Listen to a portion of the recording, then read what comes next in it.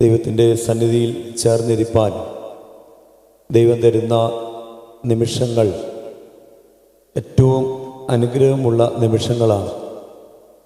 എൻ്റെ പിതാവ് ആകർഷിച്ചിട്ടല്ലാതെ ആരും എൻ്റെ അടുക്കൽ വരികയില്ല എന്ന് യേശുതമ്പുരാൻ അരുളി ചെയ്തു എങ്കിൽ നമുക്ക് ഈ ദേവാലയത്തിൽ ഇരിക്കാൻ കഴിയുന്നത് തന്നെ ദൈവം നമ്മളെ ആകർഷിച്ചു എന്നുള്ളതാണ്. ഇവിടെ ദൈവത്തിന് നന്ദി കരേറ്റുവാൻ നമുക്ക് കഴിയട്ടെ. നമ്മൾ ഈ ദേവാലയത്തിലായിരിക്കുമ്പോൾ ദൈവ ശബ്ദം കേൾക്കുവാൻ നമ്മൾ ആഗ്രഹിക്കണം. ഈ ലോകത്തിൽ ഏതെങ്കിലും മാറ്റങ്ങൾ ഉണ്ടായിട്ടുണ്ടെങ്കിൽ അത് ദൈവ ശബ്ദത്തിലാണ്. ഈ പ്രപഞ്ചം തന്നെ ഉരുവായത് ദൈവത്തിൻ്റെ അധരങ്ങൾ ചലിച്ചപ്പോഴാണ്. നമ്മുടെ ജീവിതങ്ങൾ മാറ്റം വരിക്കണമെങ്കിൽ നമ്മുടെ സമസ്ത മേഖലകളിലും ദൈവത്തിൻ്റെ അചഞ്ചലമായ കരുണ വ്യാപരിക്കണമെങ്കിൽ ദൈവശബ്ദമാണ് നമ്മുടെ ഹൃദയങ്ങളിലേക്ക് മുഴങ്ങി കേൾക്കേണ്ടത്. അതിന് നമ്മൾ നന്നായിട്ട് ആഗ്രഹിക്കണം. എവിടെയും ആഗ്രഹിക്കുന്നിടത്ത്, ദാഹിക്കുന്നിടത്ത് ദൈവം അതിശക്തമായിട്ട് ഇടപെടും. ഇന്ന് ഈ പകൽക്കാലം നമുക്ക് അല്പമായി ധ്യാനിക്കാനുള്ള ഒരു വിഷയം, വിശുദ്ധ കുർബാനക്രമത്തിൽ കുമ്പസാരത്തിൻ്റെ ക്രമം നോക്കുമ്പോൾ നമുക്ക് 7 മൂലപാപങ്ങളെ കാണാൻ കഴിയും.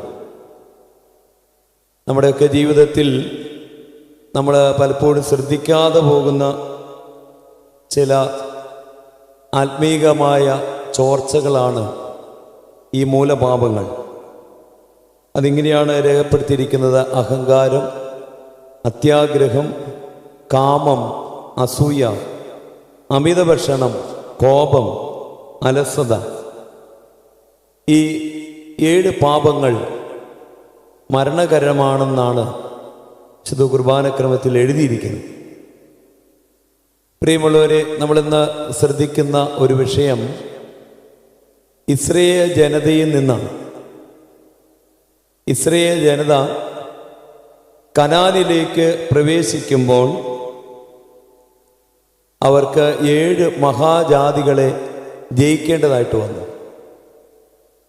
7 ജനതകളെ ജയിച്ചപ്പോഴാണ് അവർക്ക് കനാൻ അനുഭവിക്കാൻ കഴിയുന്നത്. ഒരു ദൈവവിശ്വാസിയുടെ ഹൃദയം ദൈവരാജ്യമാണ്, അതായത് കനാനാണ്.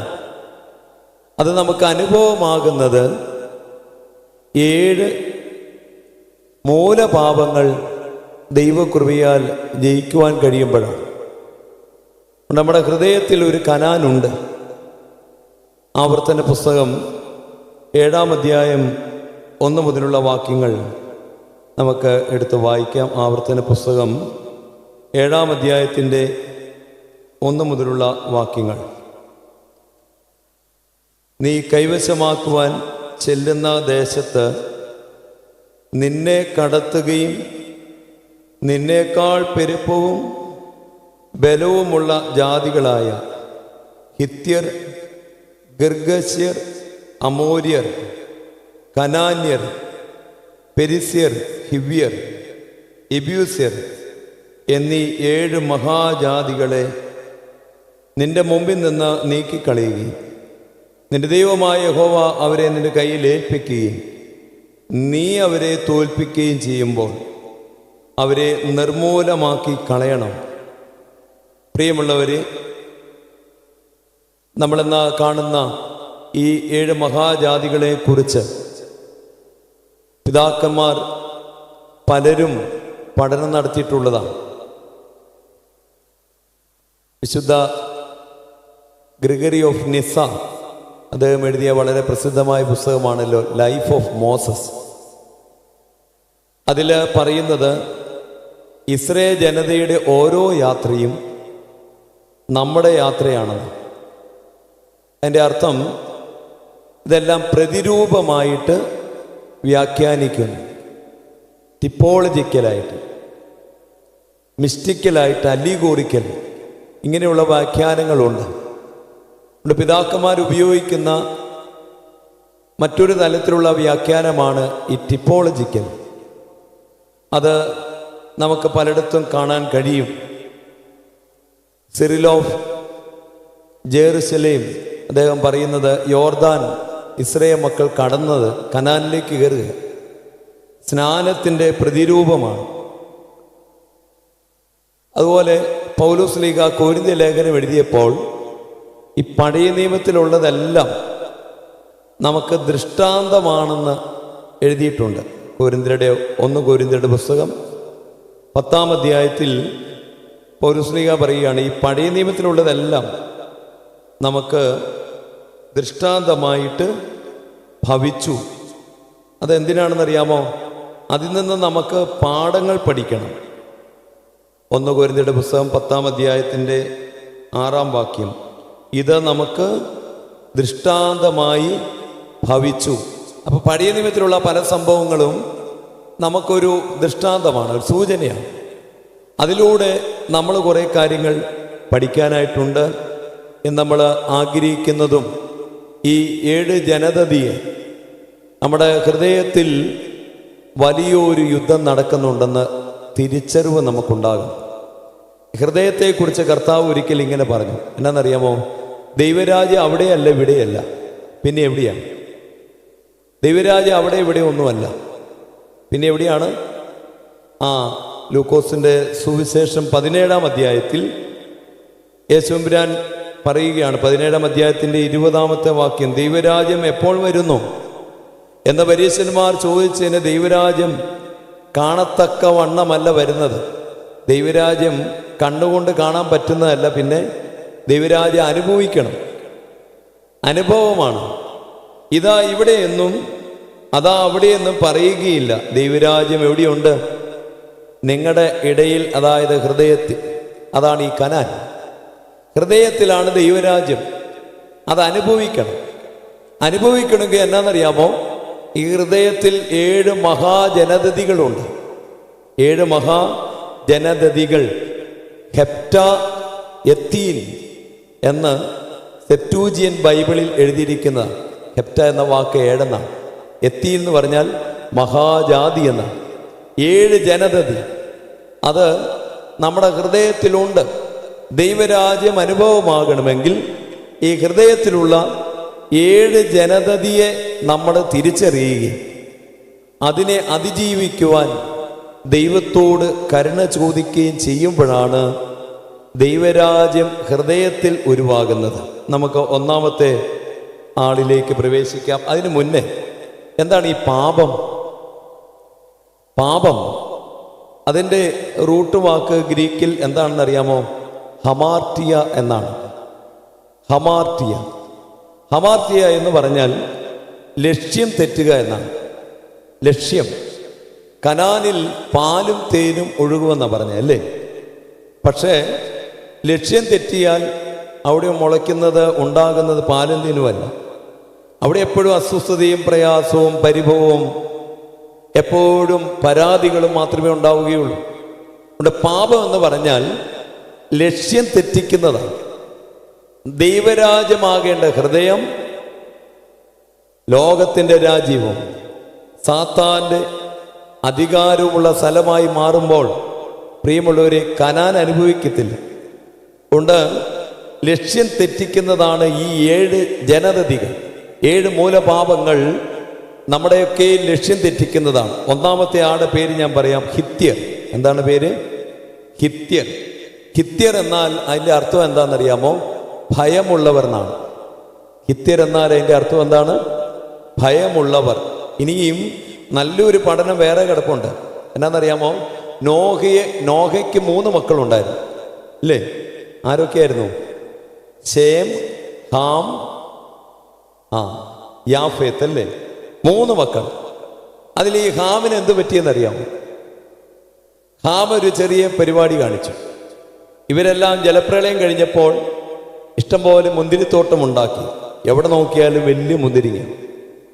അപ്പോൾ അതെല്ലാം കൂടെ ചേർത്ത് വെച്ചിട്ട് വീഞ്ഞുണ്ടാക്കി നോഹ അല്പം കുടിച്ച് മത്തനായി കിടക്കുകയാണ്. അപ്പോൾ അദ്ദേഹത്തിന് എന്ത് പറ്റിയെന്നറിയാമോ? വസ്ത്രം എല്ലാം അങ്ങ് പോയി. അപ്പോൾ നോഹയുടെ മക്കളിൽ ഹാം എന്ന് പറയുന്ന മകൻ അപ്പൻ്റെ നഗ്നത കണ്ടു. ആ പ്രയോഗമൊക്കെ നമ്മൾ പഠിച്ചാൽ അതിനൊക്കെ വേറെ ഒത്തിരി അർത്ഥങ്ങളുണ്ടെന്നാണ്. വെറുതെ ഒരു നഗ്നത കണ്ടു എന്നല്ല, പിതൃസ്ഥാനം അവൻ മോഹിച്ചു എന്നാണ്. ഒരു കുടുംബത്തിൻ്റെ പിതൃസ്ഥാനം മോഹിച്ചു എന്ന് പറഞ്ഞാൽ വളരെ അധാർമികമായ ഒരു സെക്ഷുവൽ ലൈഫ് ഹാമിനുണ്ടായി എന്നാണ് ശരിക്കും എൻ്റെ അർത്ഥം. നിങ്ങൾ ഓർക്കണം, ഉൽപ്പത്തി പുസ്തകം നമ്മൾ വായിക്കുമ്പോൾ ഈ നോഹ ഹാമിനെ അല്ല ശപിക്കുന്നത്. ആണോ? ഹാമിനെ അല്ല ശപിക്കുന്നത്. പിന്നെ എന്നാ പറയുന്നതെന്ന് അറിയാവോ? നോഹ ഓരോ വാക്ക് പറയുമ്പോഴും കനാൻ ശപിക്കപ്പെട്ടവൻ എന്നാ പറയുന്നത്, കനാൻ. അപ്പോൾ ഹാമിൻ്റെ മക്കളാണ് ആര്? കനാൻ. ഉൽപ്പത്തി പുസ്തകം 9-ാം അധ്യായം എടുത്താൽ ഞാൻ ഈ പറയുന്നതെല്ലാം ഉണ്ട്. ഉൽപ്പത്തി പുസ്തകം 9-ാം അധ്യായത്തിൻ്റെ 22-ാം വാക്യം, കനാന്റെ പിതാവായ ഹാം. വേറെ ഒരു മക്കളെയും കുറിച്ച് അങ്ങനെ മക്കളുടെ പേര് പറഞ്ഞിട്ട് എഴുതിയിട്ടില്ല. പക്ഷേ ഇവിടെ നമ്മൾ കാണുന്നത് എന്നാണെന്നറിയാമോ? ഹാമിൻ്റെ കാര്യം എഴുതിയപ്പോൾ കനാന്റെ പിതാവായ ഹാം എന്ത് ചെയ്തു? അപ്പൻ്റെ നഗ്നത കണ്ടു. അവിടെ എഴുതിയിരിക്കുകയാണ്. അവിടെ വളരെ പ്രത്യേകമായിട്ട് എഴുതിയിരിക്കുകയാണ് മകന്റെ പേര് കനാൻ. ഇനി ശപിച്ചപ്പോഴെങ്ങനെയാ പറഞ്ഞ് 25-ാം വാക്യം, അപ്പോൾ അവൻ കനാൻ ശപിക്കപ്പെട്ടവൻ. കനാന്റെ മക്കൾ ആരൊക്കെയാണ്? കനാന്റെ മക്കളെ കുറിച്ച് 10-ാം അധ്യായത്തിൽ 15-ാം വാക്യമുണ്ട്. കനാൻ തൻ്റെ ആദ്യജാതനായ സീദോൻ, ഹേത്ത്, എബ്യൂസ്യർ, അമോര്യർ, ഗിർഗസ്യർ, ഹിവ്യർ. കണ്ടോ? ഈ 7 ജനതകൾ, കനാനിലുള്ള 7 ജനതകൾ ഉണ്ടായത് എവിടെ നിന്നാണെന്നറിയാമോ? നോഹ ശപിച്ച ഹാമിൻ്റെ കൊച്ചുമക്കൾ. എന്തുകൊണ്ട് ശപിച്ചു? നഗ്നതയുമായി ബന്ധമുള്ള ഒരു പാപം. അത് വളരെ പ്രധാനപ്പെട്ടാണ്. നിങ്ങൾ ഇനി കർത്താവ് യഹോവയായ ദൈവം അരുളി ചെയ്യുമ്പോൾ ഈ ജനതയെക്കുറിച്ച് അരുളി ചെയ്തതിൽ ഭൂരിഭാഗവും നഗ്നതയുമായി ബന്ധമുള്ള കാര്യങ്ങളാണ് ദൈവം അരുളി ചെയ്തത്. എൻ്റെ റൂട്ട് ഇവിടെ നിന്നാണ്. അപ്പോൾ നമ്മളിലുണ്ടാകുന്ന ഒരു മൂലപാപം തലമുറകളിലേക്ക് വ്യാപരിക്കും. നമ്മൾ പ്രത്യേകം ശ്രദ്ധിക്കണം. അപ്പോൾ ഹാമിൻ്റെ കൊച്ചുമക്കളാണ് ഇതെല്ലാം. ഇവരാണ് ബാബേൽ പണിത്, ബാബേൽ കോട്ട ഉണ്ടാക്കിയത് ഇവരാണ്. അപ്പൊ ഇത് നമ്മൾ പഠിക്കുമ്പോൾ പ്രിയമുള്ളവരെ, ഒരു മൂലപാപം കയറിക്കിടന്നാൽ തലമുറകൾക്ക് നാശമാണ്. തലമുറകൾക്ക് നാശം. ലോക ജനതതി 2ആയി പിളർന്നത് ഇവിടെ നിന്നാണെന്നാണ് പറയുന്നത്. ഹാമിൻ്റെ വംശം. ദൈവം എന്തിനാ ജലപ്രളയം ഉണ്ടാക്കി? അതിനു മുന്നേ കായേൻ്റെ ഒരു വംശം ഇങ്ങനെ വന്നുകൊണ്ടിരിക്കുകയാണ്. ഒരു തിന്മയുടെ അരൂപി അതിൽ കിടപ്പുണ്ട്, കൊലപാതക അരൂപി. ദൈവം അത് നശിപ്പിച്ച് ഫ്രഷാക്കാൻ, നല്ല ക്ലിയറാക്കി എടുക്കാനാണ് ഈ ജലപ്രളയം കൊണ്ടുവന്നത്. പക്ഷെ വീണ്ടും എന്നാ പറ്റിയെന്നറിയാമോ? ഹാമിൻ്റെ തലമുറകൾ വലിയ പാപങ്ങളിലേക്കാണ് പോകുന്നത്. അപ്പോൾ അവിടെ നിന്നാണ് ഇപ്പോൾ നമ്മൾ പറയുന്ന ഹിത്യർ. 7 ജനതതികൾ. ഹിത്യർ, പിന്നെ ആരൊക്കെയാണ്? ഹിവ്യർ, അമോര്യർ, കനാന്യർ, എബ്യൂസ്യർ, പെരിസ്യർ, ഗിർഗസ്യർ. ഇവരെല്ലാവരും ഹാമിൻ്റെ കൊച്ചുമക്കളാണ്. പ്രിയമുള്ളവരെ, ഒന്നാമത്തെ പാപം ഏതാണെന്നറിയാമോ? ഹിത്യർ. ആ വാക്കിൻ്റെ അർത്ഥം എന്താണെന്നറിയാം? ഭയമുള്ളവർ. എന്താണ് പേര്? ഭയമുള്ളവർ. എന്താണ് ഈ ഭയം എന്ന് പറഞ്ഞാൽ? എപ്പോഴാണ് ഈ ഭയം ഉണ്ടാകുന്നത്? വേദപുസ്തകം നമ്മൾ പഠിക്കുമ്പോൾ ഭയത്തിൻ്റെ ഓപ്പോസിറ്റ് ധൈര്യമല്ല. വേദപുസ്തകം നമ്മൾ പഠിക്കുമ്പോൾ ഭയത്തിൻ്റെ ഓപ്പോസിറ്റ് ധൈര്യമല്ല. പിന്നെ എന്താണെന്നറിയാമോ? എപ്പോഴും കർത്താവ് പറയുക ഭയപ്പെടരുത് എന്ന് പറഞ്ഞിട്ടുണ്ട്. തൊട്ടടുത്തൊരു വാക്യം പറഞ്ഞിട്ടുണ്ട്. എപ്പോഴും. സമയമില്ലാത്തതുകൊണ്ട് എല്ലാ വാക്യങ്ങളും എടുക്കാൻ പറ്റത്തില്ല. ഭയപ്പെടരുത് എന്ന് പറഞ്ഞാൽ തൊട്ടുപുറകെ മറ്റൊരു വാക്യം പറയും. ഒരു ഉദാഹരണം, ഒറ്റ ഒരെണ്ണം നമുക്ക് നോക്കാം. വിശുദ്ധ ലൂക്കോസിന്റെ സുവിശേഷം എടുക്കുക. വിശുദ്ധ ലൂക്കോസിന്റെ സുവിശേഷത്തിൽ കർത്താവ് പറയുകയാണ് ഭയപ്പെടരുത്. ലൂക്കോസിന്റെ സുവിശേഷം 8-ാം അധ്യായത്തിന്റെ 50-ാമത്തെ വാക്യം. വിശുദ്ധ ലൂക്കോസിന്റെ സുവിശേഷം 8-ാം അധ്യായത്തിന്റെ 50-ാം വാക്യം. യേശു അത് കേട്ടപ്പോൾ ഭയപ്പെടേണ്ട.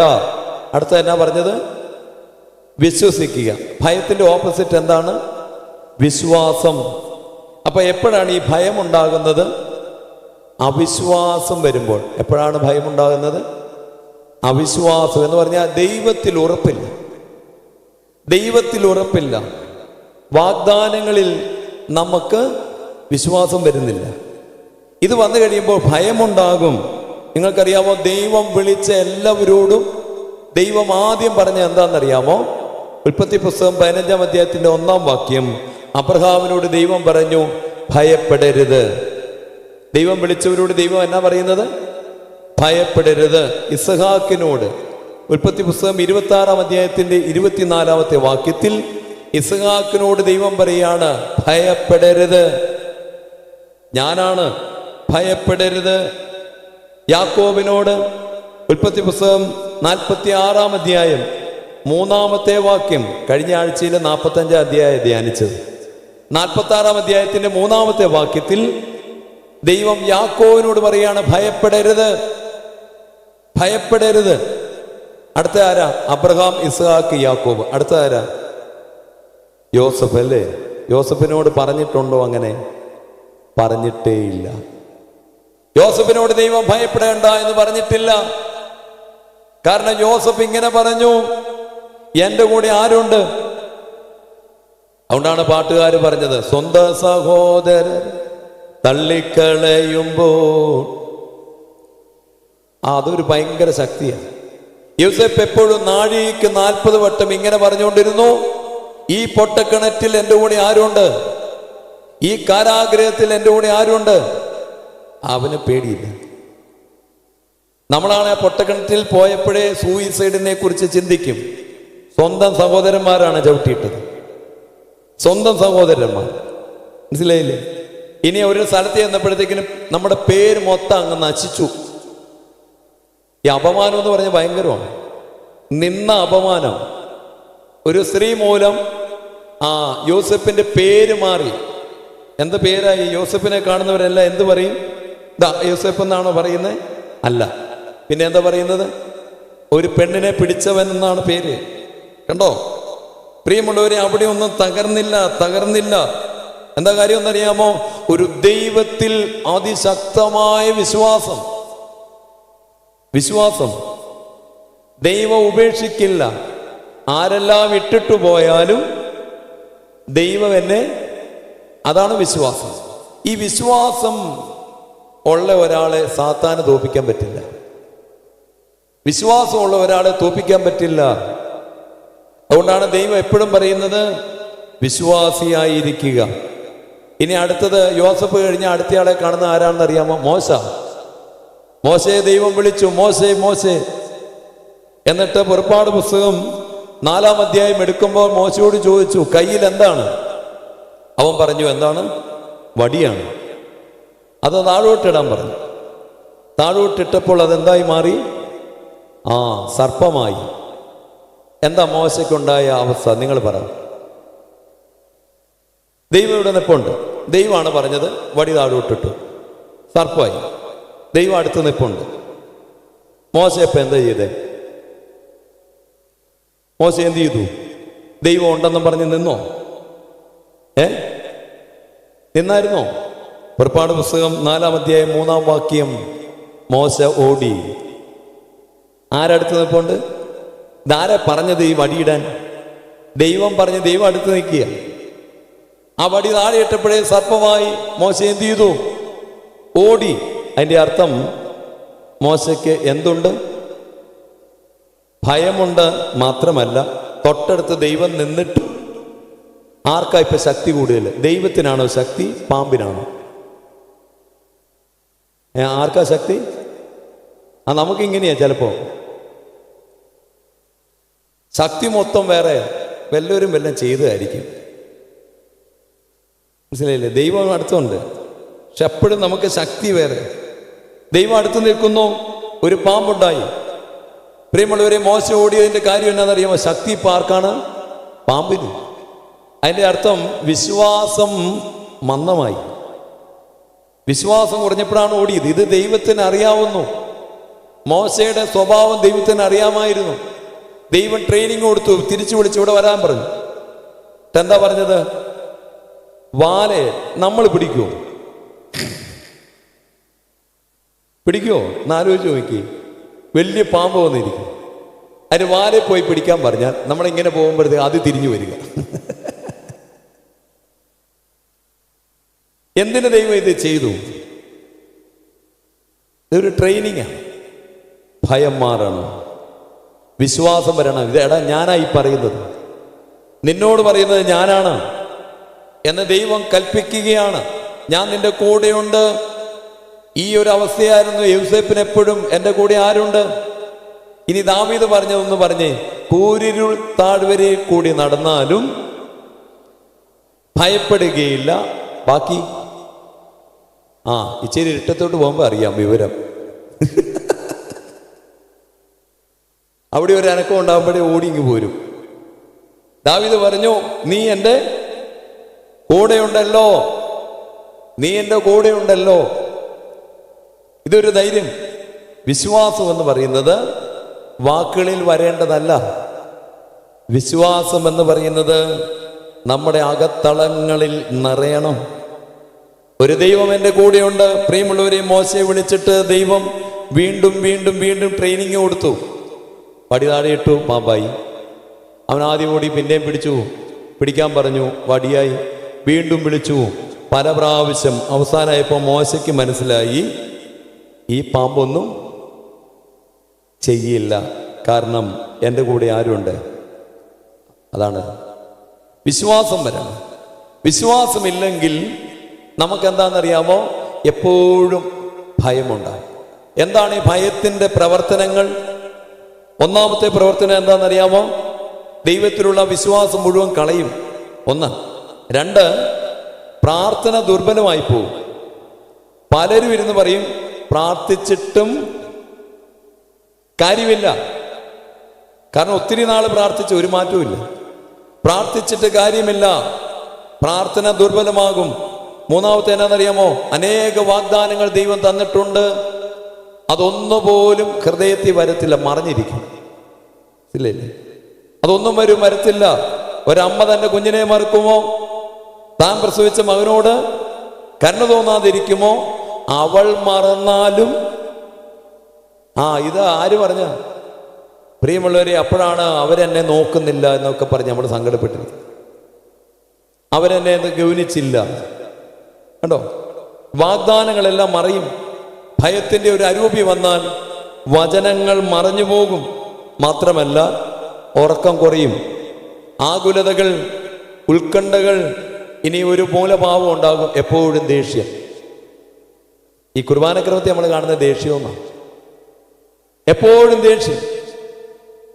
കാരണം എപ്പോഴും അസ്വസ്ഥരാണ് നമ്മൾ, എപ്പോഴും ആകുലതയിലാണ്, എപ്പോഴും ഉത്കണ്ഠയിലാണ്. അങ്ങനെയുള്ളവരോട് എന്തെങ്കിലുമൊക്കെ സംസാരിച്ച ദേഷ്യമാണ്, എപ്പോഴും ദേഷ്യം. അപ്പോൾ വീട്ടിലിരിക്കുമ്പോൾ എപ്പോഴും ദേഷ്യം. എന്താണ്? ഏത് ജനതയാണിത് ഹൃദയത്തിൽ വന്നിരിക്കുന്നത്? എപ്പോഴും ദേഷ്യമുണ്ടെങ്കിൽ ആരാണ്? ഹിത്യർ. ആരാണ് ഹിത്യർ എന്ന് പറഞ്ഞാൽ വിശ്വാസം കുറഞ്ഞു, ദൈവത്തിലുള്ള വിശ്വാസം കുറഞ്ഞു.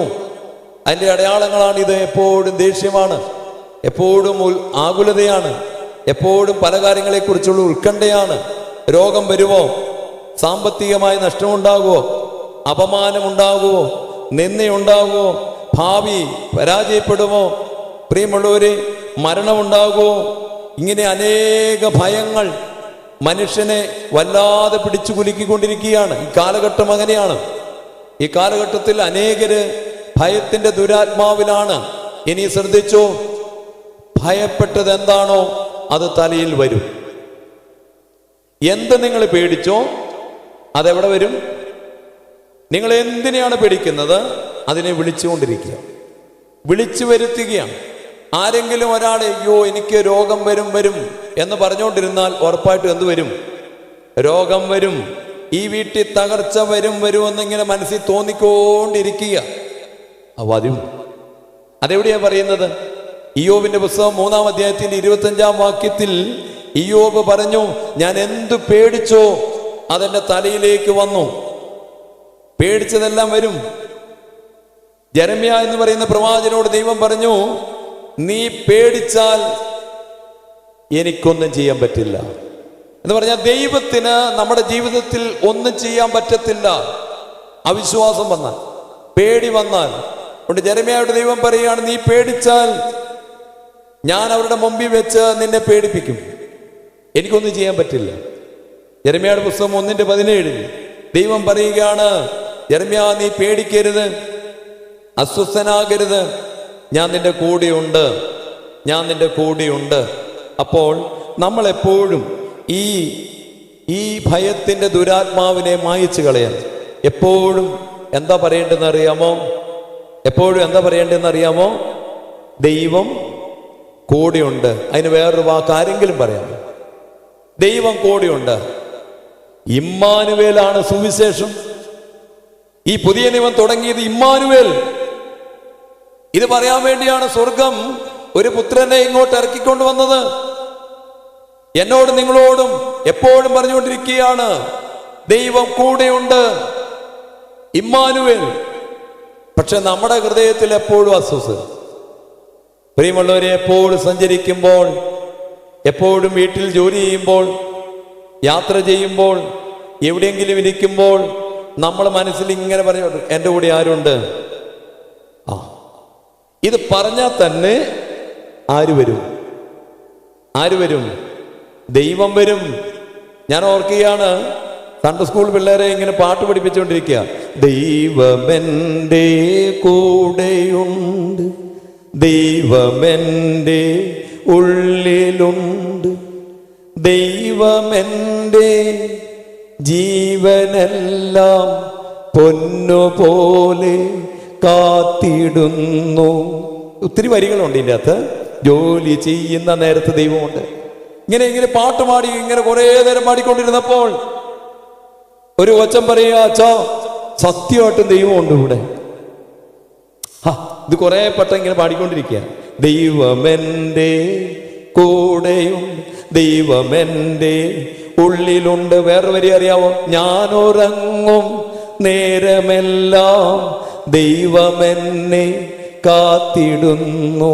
കുറെ പ്രാവശ്യം പാടുമ്പോൾ ഒരു കൊച്ചൻ, അവരൊക്കെ നിഷ്കളങ്കരാ, അവർക്ക് എന്തോ ഫീൽ ചെയ്യുന്നോ അവരിങ്ങ് വിളിച്ചു പറയും. അപ്പൊ അവനെ എഴുന്നേറ്റ് പറയുക, അച്ഛാ സത്യമായിട്ട് ഇവിടെ ആരുണ്ട്? ദൈവമുണ്ട്, ഇമ്മാനുവേൽ. ഇത് പറയാനാണ് സുവിശേഷം ഉണ്ടായത്. എന്റെ പ്രിയമുള്ളവരെ, നമ്മൾ അനാഥരല്ല. നമ്മുടെ കൂടെ ഒരു ദൈവമുണ്ടെന്ന് പറയാൻ വേണ്ടിയാണ് സ്വർഗം സ്വന്തം പുത്രനെ, ആ മഹിമയെല്ലാം കളഞ്ഞ് ഈ ഭൂമിയിലേക്ക് ഇറക്കിക്കൊണ്ടുവന്നത്. ആ ദൈവം കൂടെ ഉണ്ടെന്ന് ആര് പറയുന്നുവോ അവരുടെ കൂടെ ഒരു ദൈവം വരാൻ ആഗ്രഹിക്കുന്നു. അതുകൊണ്ട് ഈ പാൽക്കാലത്ത് എൻ്റെ പ്രിയമുള്ളവരെ, ആരെങ്കിലും അസ്വസ്ഥരായിട്ട് ഇരിപ്പുണ്ടോ? അയ്യോ എനിക്ക് ഇങ്ങനെയാണല്ലോ വന്നത്, അങ്ങനെയാണല്ലോ വന്നത് എന്ന് പറഞ്ഞ് പ്രയാസപ്പെടുന്നുണ്ടോ? ഹൃദയത്തിൽ എപ്പോഴും പറയണം, ആര് കൂടെയുണ്ട്? ആരെല്ലാം ഇട്ടിട്ട് പോയാലും. ആ കല്ലെറിയാൻ കൊണ്ടുവന്ന പാപിനിയായ സ്ത്രീയോട് കർത്താവ് ചോദിച്ചു, എല്ലാരും ഇട്ടിട്ട് പോയോ? എല്ലാരും ഇട്ടേച്ചു പോയോ? അവൾ പറഞ്ഞു, കർത്താവേ എല്ലാരും പോയി, എല്ലാരും പോയി. കർത്താവ് എന്നാ പറഞ്ഞെന്നറിയാമോ? എനിക്ക് മാത്രം നിന്നെ ഇട്ടിട്ട് പോകാൻ പറ്റില്ല. ആരാണ് ഈ നിൽക്കുന്നത്? പാപം ചെയ്തപ്പോൾ പിടിക്കപ്പെട്ടവളാണ്. അവളെ നോക്കി കർത്താവ് പറഞ്ഞു, എനിക്ക് നിന്നെ ഇട്ടിട്ട് പോകാൻ പറ്റില്ല, നീ എന്റേതാണ്, നീ എന്റേതാണ്. പ്രിയമുള്ളവരെ, ദൈവത്തിന്റെ സ്വരൂപം സാദൃശ്യം. നമ്മുടെ ഉള്ളിൽ ഒരു ആത്മാവ് എന്ത് വിലയുള്ളതാണ്. ദൈവം അത്രയ്ക്ക് വിലപ്പെട്ട ഒന്നാ തന്നത്. ദൈവം പറഞ്ഞു, ആരെല്ലാം ഇട്ടേച്ചു പോയാലും ഞാൻ നിന്നെ ഇട്ടിട്ട്, ആരെല്ലാം മറന്നാലും എനിക്ക് നിന്നെ മറക്കാൻ പറ്റില്ല. അങ്ങനെ ഒരു ദൈവം നമ്മോട് ചേർന്ന് നിന്നിട്ട് പറയുകയാണ്, മകളെ ഇനി പാപം ചെയ്യരുത്, ഈ ഹൃദയത്തിൽ ഇനി ഈ ഹിത്യൻ വരല്ല, ഈ ഭയത്തിന്റെ ദുരാത്മാവ് പ്രവേശിക്കരുത്. അതിന് നീ നാഴിക്ക് 40 വട്ടം എപ്പോഴും പാടണം. എൻ്റെ കൂടെ ആരുണ്ട്? ഒരു ദൈവമുണ്ട്. എൻ്റെ കൂടെ ആരുണ്ട്? ഒരു ദൈവമുണ്ട്, ഇമ്മാനുവേൽ. നിങ്ങളറിയാമോ, ദൈവ പുരുഷന്മാരുടെ കൂടെ വചനം പരിശുദ്ധാത്മാവ് എഴുതിച്ചപ്പോൾ എന്തെഴുതിയെന്നറിയാമോ? ദൈവത്തിന്റെ കരം അവരുടെ കൂടെയുണ്ട്. എങ്ങനെ എഴുതിയത്? ദൈവത്തിന്റെ, ഏലിയാവിന്റെ കൂടെ എന്നാ ഉണ്ടായിരുന്നു?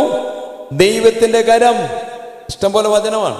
യോഹന്നാൻ സ്നാപകനെ കുറിച്ച് വചനം പറഞ്ഞപ്പോൾ എന്താ എഴുതിയെന്നറിയാമോ? ദൈവത്തിന്റെ കൈ അവന്റെ കൂടെ ഉണ്ടായിരുന്നു.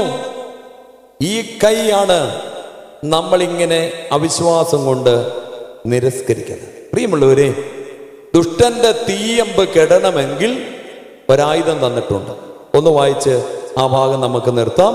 എഫേസ്യ ലേഖനം എടുക്കാം. എഫേസ്യ ലേഖനം 6-ാം അധ്യായത്തിൽ ദുഷ്ടന്റെ തീയമ്പുകൾ എങ്ങനെ കെട്ടുപോകും വായിക്കാം. എഫേസ്യ ലേഖനം 6-ാം അധ്യായത്തിന്റെ 16-ാം വാക്യം. എല്ലാറ്റിനും മീതെ ദുഷ്ടന്റെ തീയമ്പുകളൊക്കെയും കെടുവാൻ തക്കവണ്ണം വിശ്വാസമെന്ന, കണ്ടോ, വിശ്വാസം വരുമ്പോൾ ഭയം മാറും.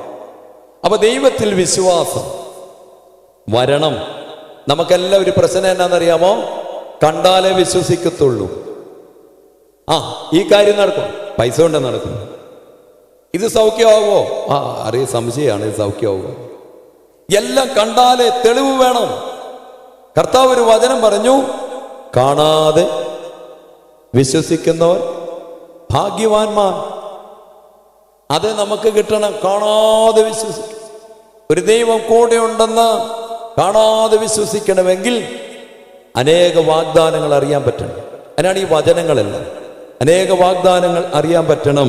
അതുകൊണ്ട് പ്രിയമുള്ളവരെ, ദുഷ്ടന്റെ തീയമ്പുകളെല്ലാം കെട്ടുപോകും. അവസാനം പരിശുദ്ധാത്മാവ് ഒരു കാര്യം കൂടെ കാണിക്കുക. എന്നാന്നറിയാമോ? ഈ മത്തായിയുടെ സുവിശേഷം 14-ാം അധ്യായം എടുക്കുമ്പോൾ രാത്രിയിൽ ഏതാണ്ട് ഇങ്ങനെ ഒരു പരവര വെളിച്ചത്തിൽ കർത്താവ് ഇങ്ങനെ കടലിൽ കൂടെ നടന്നു വരും. കർത്താവ് ഇങ്ങനെ കടലിൽ കൂടെ നടന്നു വരും. അവ ശിഷ്യന്മാർ കണ്ടു, കടലിൽ കൂടെ ഒരാൾ നടന്നു വരുന്നു. അവരെന്നാ പറഞ്ഞത്? മത്തായിയുടെ സുവിശേഷം 14-ാം അധ്യായം എടുത്തി. എന്നിട്ട് ഏതാ വാക്യമൊന്നൊന്ന് കണ്ടുപിടിച്ചു. മത്തായിയുടെ സുവിശേഷം 14-ാം അധ്യായത്തിന്റെ 26-ാമത്തെ വാക്യം. അവൻ കടലിന്മേൽ നടക്കുന്നത് കണ്ടു. ശിഷ്യന്മാർ ഭ്രമിച്ചു, പേടിച്ചു. അവരെന്നാ പറഞ്ഞത്? ഭൂതം. എന്നാ പറഞ്ഞത്? ഭൂതം. പ്രിയമുള്ളവരെ, നമ്മുടെ ജീവിതത്തിൽ ഒരു പ്രശ്നം വരുമ്പോൾ, ഒരു പ്രയാസം വരുമ്പോൾ നമ്മൾ പലപ്പോഴും പറയുന്നത് എന്നാന്നറിയാമോ? എന്നാ പറയുന്നത്? ഭൂതം, സാത്താൻ. ഉടനെ യേശു വരാൻ എന്നാ പറഞ്ഞ അവരോട്? 27-ാം വാക്യം. യേശു അവരോട്, ധൈര്യപ്പെടുവീൻ, ഞാനാകുന്നു, ഞാനാണ്, ദൈവമാകുന്നു. എന്താകുന്നു? ദൈവമാകുന്നു. ആ സ്റ്റേറ്റ്മെന്റിന്റെ അർത്ഥം അതാണ്. ദൈവമാണ്, വേറൊന്നുമല്ല. നിനക്കൊരു അപമാനം ഉണ്ടായിട്ടുണ്ടെങ്കിൽ ദൈവം അനുവദിക്കാതെ വരില്ലെന്ന്. നിന്റെ ജീവിതത്തിൽ ഒരു തകർച്ച വന്നെങ്കിൽ ദൈവം സമ്മതിക്കാതെ വരില്ല. ഞാനാകുന്നു. അടുത്ത വാക്യം എന്നാ പറഞ്ഞത്? പേടിക്കരുത്. എന്നാ പറഞ്ഞത്? അങ്ങനെ പറഞ്ഞപ്പോൾ കർത്താവിന്റെ 12 ശിഷ്യന്മാരിൽ ഒരുത്തനായ പത്രോസിന് ഒരാഗ്രഹം.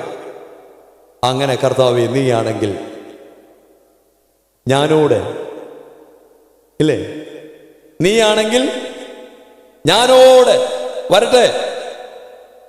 ഏതാ? ഈ കടലിൽ കൂടെ അല്ലേ? കർത്താവ് പറഞ്ഞു പോരണം. അങ്ങനെ പത്രോസിലേക്കായി ഇറങ്ങി. ആരെ നോക്കി ഇറങ്ങി? ദൈവം എൻ്റെ കൂടെയുണ്ട്. അങ്ങനെ ഒരു സ്റ്റെപ്പ് വെച്ചു, 2 സ്റ്റെപ്പ് വെച്ചു, 3-ാമത്തെ എന്നാ കണ്ടെന്നറിയാമോ? പത്രോസ് പെട്ടെന്ന് കാറ്റ് കണ്ടു. 30-ാമത്തെ വാക്ക്. കാഴ്ച മാറി. കാറ്റ് കണ്ടപ്പോൾ എന്തുണ്ടായി? ഭയം. ഭയമുണ്ടായപ്പോഴേ എന്ത് സംഭവിച്ചു? ഏതിലെ പേടിച്ചോ അതിൽ മുങ്ങി. അല്ലെ, ഏത് പേടിച്ചോ അത് മുങ്ങും. ഏതി പേടിച്ചോ അതിൽ മുങ്ങി.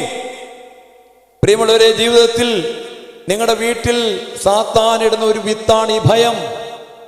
ചിലർക്ക് വെറുതെ വീട്ടിലിരിക്കുമ്പോൾ തോന്നുക എന്തോ ഒരു സാധനം വരാൻ പോവുക. വിളിച്ചു വരുത്തരുത്. എന്തോ വരാൻ പോവാന്ന് സാത്താൻ പറയുമ്പോൾ നമ്മൾ പറയണം, എൻ്റെ ദൈവം വരും. ആര് വരും? കർത്താവ് വരും. അവൻ വരും. ഈ ഇടയ്ക്ക് ഒരാൾ പ്രാർത്ഥിക്കാൻ വിളിച്ചപ്പോൾ എന്നോട് പറഞ്ഞു, എൻ്റെ അച്ഛ കർക്കടകം വരുവാ. എന്നാ വരുവാ? ഞാൻ പോലും അപ്പം തന്നെ അറിഞ്ഞത് കർക്കടകമാണോ. കർക്കടകം വരുവാ. യോ, എന്തൊരു അസ്വസ്ഥത, കർക്കടകം വരുന്നു. നമ്മൾ എന്നാ പറയേണ്ടത്? കർക്കടകം വരുമെന്നാണോ പറയണ്ടേ? പിന്നെ എന്നാ വരുമെന്ന് പറയണം? കർത്താവ് വരും. കണ്ടോ, ഇതൊക്കെ ഫ്രീ ആയിട്ട് സാത്താൻ കയറ്റി. കർക്കടകം വന്ന ഒത്തിരി അസുഖം വരുമെന്ന് നമ്മുടെ ഉള്ളിൽ തന്നിരിക്കുന്ന ഒരു വിശ്വാസം, അത് പ്രവർത്തിക്കത്തുള്ളൂ. എടുത്ത് തൂത്ത് കളയണം പ്രിയമുള്ളവര്. ഒരു ദൈവം വരും. അങ്ങനെ പ്രിയമുള്ളവര്, ദാ പത്രോസ് ലീഗ മുങ്ങിയപ്പോൾ പത്രോസ് എന്ത് ചെയ്തെന്നറിയാമോ? പത്രോസ് എന്ത് ചെയ്തു? ഏതായാലും മുങ്ങി പോട്ടെ. അങ്ങനെയാണോ വരുന്നേ? അല്ല, പിന്നെ എന്ത് ചെയ്തു? പത്രോസ് എന്ത് ചെയ്തു? കർത്താവേ രക്ഷിക്കണമേ എന്ന് എന്ത് ചെയ്തു? നിലവിളിച്ചു. ചില സമയത്ത് നിലവിളിക്കണം. ചില സമയത്ത് നിലവിളിക്കണം. അല്ലാതെ ആ സമയത്ത് വായും പൂട്ടിയിരുന്നിട്ട് കാര്യമൊന്നുമില്ല. ആ സമയത്ത് പ്രിയമുള്ളവരെ നാണം വിചാരിച്ചിട്ട് കാര്യമില്ല. ആ സമയത്ത് അഭിമാനം നോക്കിയിട്ട് കാര്യമില്ല.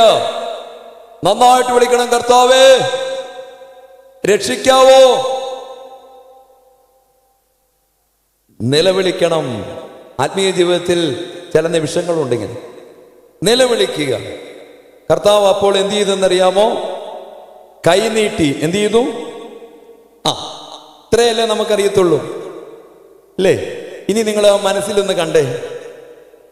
കർത്താവിന്റെ കയ്യെ പിടിച്ചിട്ട് പത്രോസ് ഇങ്ങനെ കടലിൽ കൂടെ നടക്കുന്നു എന്ന് കാണാൻ പറ്റുന്നുണ്ടോ? പത്രോസിന്റെ കയ്യിൽ ആര് പിടിച്ചിട്ടുണ്ട്? കർത്താവ് പിടിച്ചിട്ട് കടലിൽ കൂടി ഇങ്ങനെ സ്റ്റെപ്പ് വെച്ച് രണ്ടുപേരോട് വരിക. ആ വരവ് എങ്ങനെ ഉണ്ടാവും? രാജാതിരാജൻ മഹിമയോടെ വാനമേഘത്തിൽ. പ്രിയമുള്ളവരെ, നമ്മളെയൊക്കെ രാജത്വമുള്ളവർ എന്നാ പറഞ്ഞിരിക്കുന്നത്. രാജത്വമുള്ളവർ, ദൈവത്തിന്റെ മക്കളെ രാജത്വമുള്ളവർ. കാരണം നിന്റെ കൈ പിടിച്ചിരിക്കുന്ന ഒരു രാജാതി രാജാവാണ്. അവന്റെ കയ്യിൽ ഇങ്ങനെ പിടിച്ചു വരുമ്പോൾ കടലിന്റെ മോളിൽ കൂടെ പത്രോസ് വരുന്ന ഒരു രാജാവിന്റെ ചൈതന്യത്തോടെ വരുന്നത് കണ്ടോ? നമ്മളെ മുക്കാനിരുന്ന തിരമാലകളെ ചവിട്ടി അമർത്താൻ ഒരു ദൈവം നിന്റെ കൂടെ ഉണ്ടെന്ന്, നിന്നെ മുക്കിത്താഴ്ത്തില്ലാതാക്കാൻ, ജീവിതം തന്നെ ഇല്ലാതാക്കാനിരുന്ന തിരമാലകളുടെ മുകളിൽ ഒരു രാജാതി രാജാവ് കൈ പിടിച്ചിട്ട് പറഞ്ഞു, മോനെ പേടിക്കരുതടാ, ഞാൻ നിന്റെ കൂടെയുണ്ട്. അതുകൊണ്ട് എന്റെ പ്രിയമുള്ളവര്, ധ്യാനിക്കേണ്ടത് എന്താണെന്നറിയാമോ? റീൽസ് കാണേണ്ടത് എന്താണെന്നറിയാമോ? ഇങ്ങനെ കൈയും പിടിച്ച് ഒരു കർത്താവ് ഈ പ്രശ്നത്തിന് മുകളിൽ കൂടി ഇങ്ങനെ കൊണ്ടുപോകണം, കാണണം. അതാണ് കാണേണ്ടത്. ഒരു രാജാതി രാജാവ്, കർത്താതി കർത്താവ് ഇങ്ങനെ കയ്യും പിടിച്ചു കൊണ്ടുപോകുന്നു. അവിടെ നമ്മളിപ്പോ പറഞ്ഞ ഹിത്യരില്ല, തീർന്നു, അവനിനിയില്ല.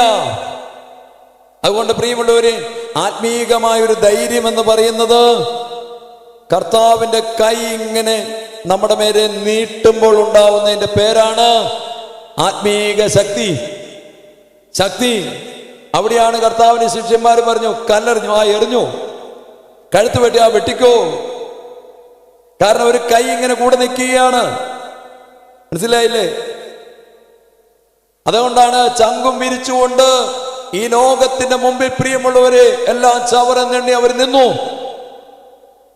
അതുകൊണ്ട് വിശ്വാസം വളരെ പ്രധാനപ്പെട്ടതാണ്. ഈ പള്ളിയിലിരിക്കുന്ന ആരുടെയും വിശുദ്ധി ദൈവം നോക്കുന്നില്ല. ആ പരീക്ഷയിൽ എല്ലാവരും തോറ്റുപോയി. പക്ഷെ ഇവിടെ ഇരിക്കുന്ന എല്ലാവരുടെയും വിശ്വാസം നോക്കും. വിശ്വസിക്കുന്നവർ മഹത്വം. എന്താ വിശ്വസിക്കേണ്ടത്? എൻ്റെ അടുത്തിപ്പോ ആര് വന്നിട്ടുണ്ട്? ഞാൻ ഈ ഇവിടെ ഇരിക്കുമ്പോൾ എൻ്റെ വീട്ടിലൊരു കർത്താവ് വന്നിട്ടുണ്ട്. വിശ്വസിക്കാൻ പറ്റുമോ? എൻ്റെ വീട്ടിലൊരു കർത്താവ് വന്നിട്ടുണ്ട്. ഇവിടെ ഇരിക്കുമ്പോൾ കാണണം, എന്നെ ഇങ്ങനെ ഈ തിരമാലകളുടെ മോളിക്കൂടെ കൈപിടിച്ച് നടത്തുന്ന ഒരു കർത്താവ് എന്റെ വീട്ടിൽ വന്നിട്ടുണ്ട്. പ്രിയമുള്ളവരെ, കാണാൻ പറ്റുന്നുണ്ടോ? അതിന്റെ പേരാണ് വിശ്വാസം. അങ്ങനെ കണ്ടാൽ നിന്റെ വീട്ടിലുള്ള എല്ലാ തീയമ്പുകളും ഇന്ന് കത്തി അമർന്നില്ലാതാകും, ചാമ്പലാകും. ഇവിടെ ദൈവം നമ്മളെ ഇവിടെ വിളിച്ചിരിക്കുന്നത്, പ്രിയമുള്ളവരെ, വിശ്വാസത്തിന്റെ കണ്ണ് തുറന്നു തരണമെന്ന് പ്രാർത്ഥിക്കാൻ വേണ്ടിയിട്ടാണ്. ഓരോ കുർബാനകളിലും ബലിപീഠത്തിൽ കാണേണ്ടത് എന്നറിയാമോ? എന്റെ കൂടെ വരാൻ ഇങ്ങനെ കൈ നീട്ടി വരുന്ന ഒരു കർത്താവിനെ, അവനെ കാണാൻ പറ്റണം. അങ്ങനെ നിന്നാൽ നമ്മുടെ ഭവനത്തിൽ ഒരു കർത്താവ് വന്നിരിക്കും. അവൻ നമ്മളെ ദൈവോത്സവമായി നടത്തും. അങ്ങനെ പത്രോസിനെ കൈപിടിച്ച് നടത്തിയ ഒരു ദൈവം എന്നെ നടത്തുന്നുണ്ടെന്ന് ഇന്ന് ഈ ദേവാലയത്തിലിരുന്ന് ഹൃദയത്തിൽ വിശ്വസിച്ചാൽ that will be happen. സംഭവിക്കും പ്രിയമുള്ളവര്, അത് നടക്കും. ഞാൻ ഈ ബലിപീഠത്തിന് മുമ്പിൽ നിന്ന് വെറുതെ എന്തെങ്കിലും വാക്കുകൾ പ്രഘോഷിക്കുകയല്ല. ഇതെല്ലാം ജീവിതത്തിന്റെ ഏടുകളിൽ നിന്ന് പറയുന്ന കാര്യം, അനുഭവങ്ങളിൽ നിന്ന്, അനേകരെ കണ്ടതിൽ നിന്ന് വിളിച്ചു പറയുന്ന കാര്യങ്ങളാണ്. അതുകൊണ്ട് പ്രിയമുള്ളവരെ, വിശുദ്ധിയൊന്നുമല്ല, വിശുദ്ധി വിശ്വാസം വഴിയേ കിട്ടുള്ളൂ. വിശ്വസിക്കുന്നവർക്കുള്ള ഗിഫ്റ്റാണ് വിശുദ്ധി. അതുകൊണ്ട് ആദ്യം വരേണ്ടത് വിശ്വാസമാണ്. ഒരു യേശുവിലല്ലാതെ ഒരു രക്ഷയില്ല, യേശുവിലല്ലാതെ ഒരു വഴി എനിക്കില്ല, ഒരു വിടുതലില്ല. വിശ്വസിക്കണം. ആ കർത്താവിന്റെ കരം കിട്ടാൻ വേണ്ടി ആഗ്രഹിച്ചോ? പ്രിയമുള്ളവരെ, അവൻ മാറി നിൽക്കുന്നവനല്ല, ഒന്ന് നിലവിളിച്ചാൽ കൈ നീട്ടുന്നവനാണ്. ആ കർത്താവിന്റെ മുമ്പിലാണ് ഇരിക്കുന്നത്. യേശു നമ്മളെ നോക്കിയിട്ട് പറയുകയാണ്, പേടിക്കരുത്. എന്നാ പറയുന്നത്? പേടിക്കരുത്. കൈ അപ്പോഴേ നീട്ടി പിടിച്ചോ. ആര് പിടിച്ചു? കർത്താവ് പിടിച്ചു. വലം കൈക്കു പിടിച്ചു, വഴികാട്ടി നടത്തി. വിലാപങ്ങളുടെ പുസ്തകത്തിൽ ഒരു വചനം കിടപ്പുണ്ട്. ഞാൻ അത്യന്തം ഭയമുള്ളവനായിരുന്നു, പക്ഷേ കർത്താവ് വലം കൈ നീട്ടി. കേട്ടോ, 3-ാം അധ്യായം പോയിട്ട് വായിക്കണം കേട്ടോ. വിലാപങ്ങൾ 3 വായിച്ചാൽ അവിടെ കാണാൻ പറ്റും. ഞാൻ അടുത്ത സ്ഥലത്തേക്ക് പെട്ടെന്ന് പോവുകയാണ്. അടുത്തത് ആരാണെന്നറിയാമോ? അടുത്ത രാജ്യം അമോര്യർ. ആരാണ്? അമോര്യർ. അമോര്യർ എന്ന് പറയുമ്പോൾ തന്നെ യോശുവയുടെ പുസ്തകം 11-ാം അധ്യായം 3-ാം വാക്യം നോക്കണം. യോശുവയുടെ പുസ്തകം 11-ാം അധ്യായത്തിന്റെ 3-ാം വാക്യം എന്താണെന്നറിയാമോ? അവര് പർവ്വതങ്ങളിൽ താമസിക്കുന്നവരാണ്. എവിടെ താമസിക്കുന്നവരാണ്? അപ്പൊ അവർക്ക് എന്നാ ഉണ്ട്? സ്വാഭാവികമായിട്ടും താഴെ നിൽക്കുന്നവരാണോ? അല്ല, പിന്നെ അവര് ഉയർന്നു നിൽക്കുന്നവരാണ്. അപ്പൊ അമോര്യരെ കുറിച്ച് പിതാക്കന്മാർ ടിപ്പോളജിക്കലായിട്ട് പറയുന്നത് എന്താണെന്നറിയാമോ? അഹങ്കാരം എന്ന മൂലഭാവം. രണ്ടാമത്തേതാണ് കേട്ടോ, അഹങ്കാരം. നിങ്ങൾക്കറിയാമോ, എല്ലാ പാപങ്ങളുടെയും റൂട്ട് കോസ് അഹങ്കാരമാണ്. എല്ലാ പാപങ്ങളുടെയും മുള പൊട്ടുന്നത്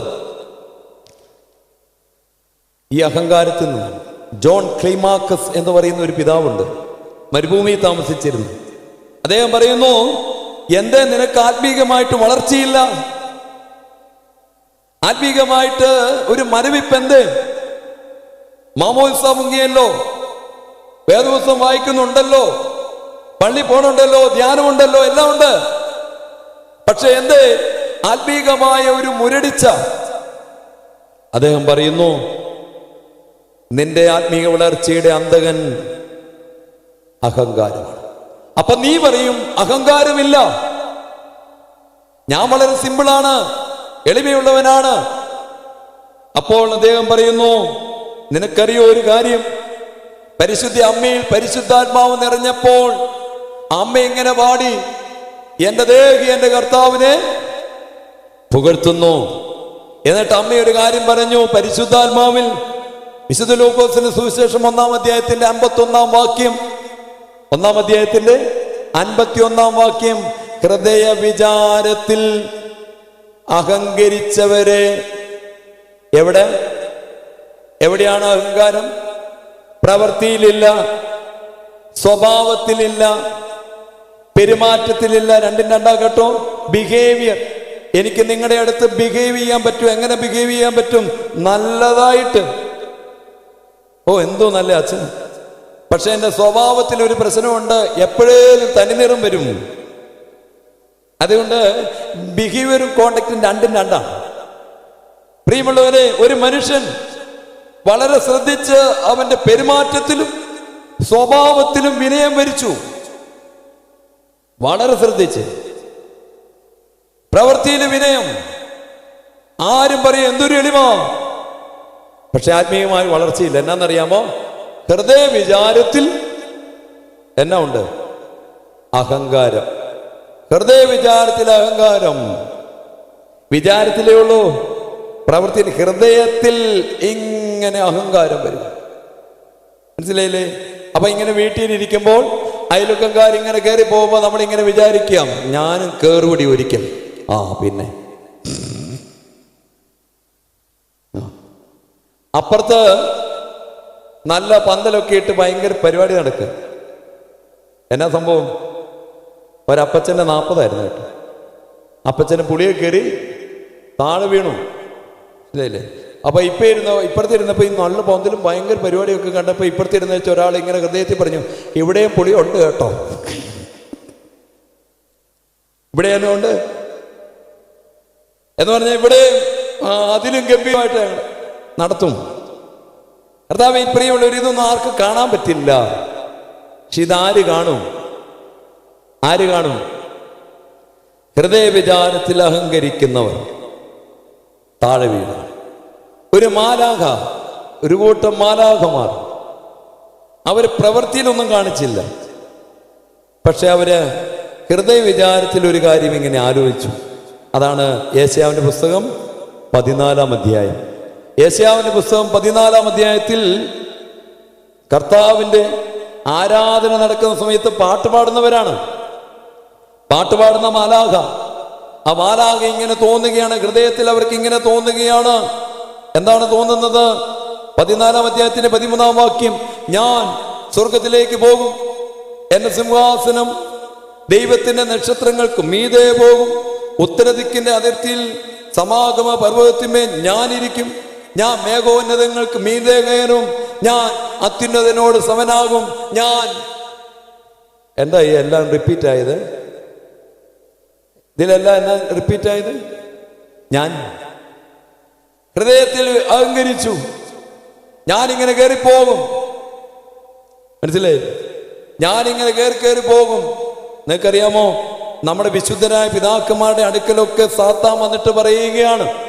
ഇത്തിരി വിശുദ്ധ പിതാക്കന്മാരുടെ അടുത്ത് സാത്താൻ വന്നിട്ട് കൊടുത്ത പ്രലോഭനം എന്നാന്നറിയാമോ? പേര് വലുതാക്കുമെന്ന്. നീ നാളെ മരിച്ചവനെ എഴുന്നേൽപ്പിക്കും. അങ്ങനെ ഞാൻ നാളെ മരിച്ചവരെ എഴുന്നേൽപ്പിച്ച പിന്നെ ലോകം മൊത്തം ആരുടെ പുറകെയായി? മനസ്സിലായില്ലേ? ഇങ്ങനത്തെ പ്രലോഭനങ്ങൾ വിശുദ്ധിയുടെ നെറുകയിൽ പല പിതാക്കന്മാർക്കും ഉണ്ടായിട്ടുണ്ട്. സാത്താനാണ് വെളിച്ചദൂതന്റെ രൂപത്തിൽ വന്നിരിക്കുന്നത്. നീ നാളെ ഇങ്ങനെ ചെയ്യും, ഇങ്ങനെ ചെയ്യും, ഇങ്ങനെ വന്ന് പറഞ്ഞിട്ടുണ്ട്. കർത്താവ് സ്നേഹമുള്ളവര്, ആരാണ് സാത്താൻ? ഹൃദയ വിചാരത്തിൽ അഹങ്കരിച്ച മാലാഖ. ആരാണ് സാത്താൻ? ഹൃദയ വിചാരത്തിൽ അഹങ്കരിച്ച മാലാഖയാണ്. ആര്? അപ്പൊ നമ്മൾ ഹൃദയ വിചാരത്തിൽ അഹങ്കരിച്ച നമ്മൾ ആരാ? അത്രേ ഉള്ളൂ. നമ്മൾ സാത്താനായി മാറി. ചില വീട്ടിൽ ചിലർക്കൊരു വിചാരമുണ്ട്, ഞാനുണ്ടേലേ ഈ വീടുള്ളൂ. എന്നാ? ഞാനുണ്ടേലേ ഉള്ളൂ, ഞാൻ മീൻകറി വെച്ചാലേ ഒക്കത്തുള്ളൂ, വേറെ ആര് വെച്ചാലും ഒക്കില്ല. മനസ്സിലായില്ലേ? ഞാനുള്ളത് കൊണ്ട് രക്ഷപ്പെട്ടു, ഞാനില്ലായിരുന്നെ കാണാമായിരുന്നു. എന്റെ പ്രിയമുള്ളവരെ, ഇതെല്ലാം ഹൃദയ വിചാരത്തിന്റെ അഹങ്കാരങ്ങളുടെ ആ ബഹിർസ്ഫുരണമാണ്, പുറത്തോട്ട് വന്നതാണ്. അതുകൊണ്ട് ഹൃദയ വിചാരത്തിൽ അഹങ്കരിക്കുന്നവർ തകർന്നു പോകും. അങ്ങനെ ഹാമിന്റെ മകനായ കനാൻ, അവനെ കുറിച്ച് നമ്മൾ പഠിക്കുന്നു. കനാന്റെ മക്കൾ ശീനാർ ദേശത്ത് ചെന്നു. ഉൽപ്പത്തി പുസ്തകം 11-ാം അധ്യായം 15-ാം അധ്യായത്തിന്റെ 4-ാം വാക്യത്തിൽ അവരിങ്ങനെ പറഞ്ഞു, നമുക്ക് പേരുണ്ടാക്കണം. നമുക്ക് എന്നാ ഉണ്ടാക്കണം? പേരുണ്ടാക്കണം. ഗ്രേറ്റ്, കൊള്ളാം, ഇന്ന കുടുംബം, വലിയ കുടുംബം, പേരുണ്ടാക്കണം. അങ്ങനെ പേരുണ്ടാക്കാൻ ശ്രമിച്ചതിന്റെ പേരാണ് ബാബേൽ. അങ്ങനെ പേരുണ്ടാക്കാൻ ശ്രമിച്ചതിന്റെ പേരെന്താണ്? ബാബേൽ. അത് പോയോ മുന്നോട്ട്? തകർന്നു എന്ന് മാത്രമല്ല, ചെതറി. ഇനി നോക്കണം, പേരുണ്ടാക്കുകയല്ല വേണ്ടിയത്. പിന്നെ എന്താണ് വേണ്ടിയത്? ഉൽപ്പത്തി പുസ്തകം 11-ാം അധ്യായം നോക്കിയതുപോലെ അപ്പോസ്തല പ്രവൃത്തികൾ 11-ാം അധ്യായം നോക്കണം. അപ്പോസ്തല പ്രവൃത്തികൾ 11-ാം അധ്യായത്തിന്റെ 26-ാം വാക്യത്തിൽ അവിടെ ഇങ്ങനെയാണ് പറയുന്നത്: പേരുണ്ടായി. പേരുണ്ടാക്കുകയല്ലായിരുന്നു, പേരെന്ത് ചെയ്തു? പേരുണ്ടായി. എങ്ങനെ പേരുണ്ടായി? കുറെ അപ്പോസ്തലന്മാർ ക്രിസ്തുവിൽ ജീവിച്ചപ്പോൾ, യേശുവിൽ ജീവിച്ചപ്പോൾ, അവരെ തന്നെ എളിമയായി ക്രിസ്തുവിന്റെ ഉപകരണമായി സമർപ്പിച്ചപ്പോൾ അവർക്ക് ക്രിസ്ത്യാനികൾ എന്ന പേര് ഉണ്ടായി. തന്നെ ഉണ്ടായത്, ഉണ്ടാക്കിയതല്ല, പേരുണ്ടായി. ആ വീട് കാണുമ്പോൾ കുറെ ആൾക്കാർ പറയുകയാണ്, ആ വീട്ടിൽ ദൈവമുണ്ട്, ആ മനുഷ്യന്റെ കൂടെ ദൈവമുണ്ട്, ദൈവം കൂടെയുള്ള ആളാണ്. പേരുണ്ടാക്കിയതല്ല പ്രിയമുള്ളവര്, പേരുണ്ടാവുകയാണ്. പേരുണ്ടാവുക. എങ്ങനെ പേരുണ്ടാവുന്നു? നീ നിന്റെ ദൈവത്തിന്റെ കാൽ കീഴിൽ എങ്ങനെ ഇരിക്കണം? അമർന്നങ്ങിരിക്കണം. ഒരു വാക്യം നമുക്ക് വായിക്കാം. യാക്കോബിന്റെ ലേഖനം എടുക്കാം. യാക്കോബിന്റെ ലേഖനം 4-ാം അധ്യായത്തിന്റെ 6-ാമത്തെ വാക്യം. യാക്കോബിന്റെ ലേഖനം 4-ാം അധ്യായത്തിന്റെ 6-ാമത്തെ വാക്യം. ദൈവം എന്ത് ചെയ്യുന്നു? 6-ാമത്തെ വാക്യം നോക്കിക്കേ. ദൈവം നിഗളികളോട് എതിർത്ത് നിൽക്കുകയും താഴ്മയുള്ളവർക്ക്, കണ്ടോ, കൃപ. ഒരു പ്രത്യേക വാക്കാ കൃപ. കൃപ. പ്രിയമുള്ളവരെ, അഹങ്കാരം വന്ന കൃപയില്ല. കൃപയില്ലെങ്കിൽ എല്ലാ പാപം വരും. അതുകൊണ്ടാണ് ഈ അഹങ്കാരം റൂട്ട് കോസാന്ന് പറയുന്നത്, മൂലപാപം. അഹങ്കരിച്ചവർ നോ പറയാൻ പറ്റാതെ പാപങ്ങളിൽ വീഴും. നോ പറയാൻ പറ്റില്ല, ശരീരം മലിനമാകും, അനേക പാപങ്ങളുടെ അവസരങ്ങൾ വരും.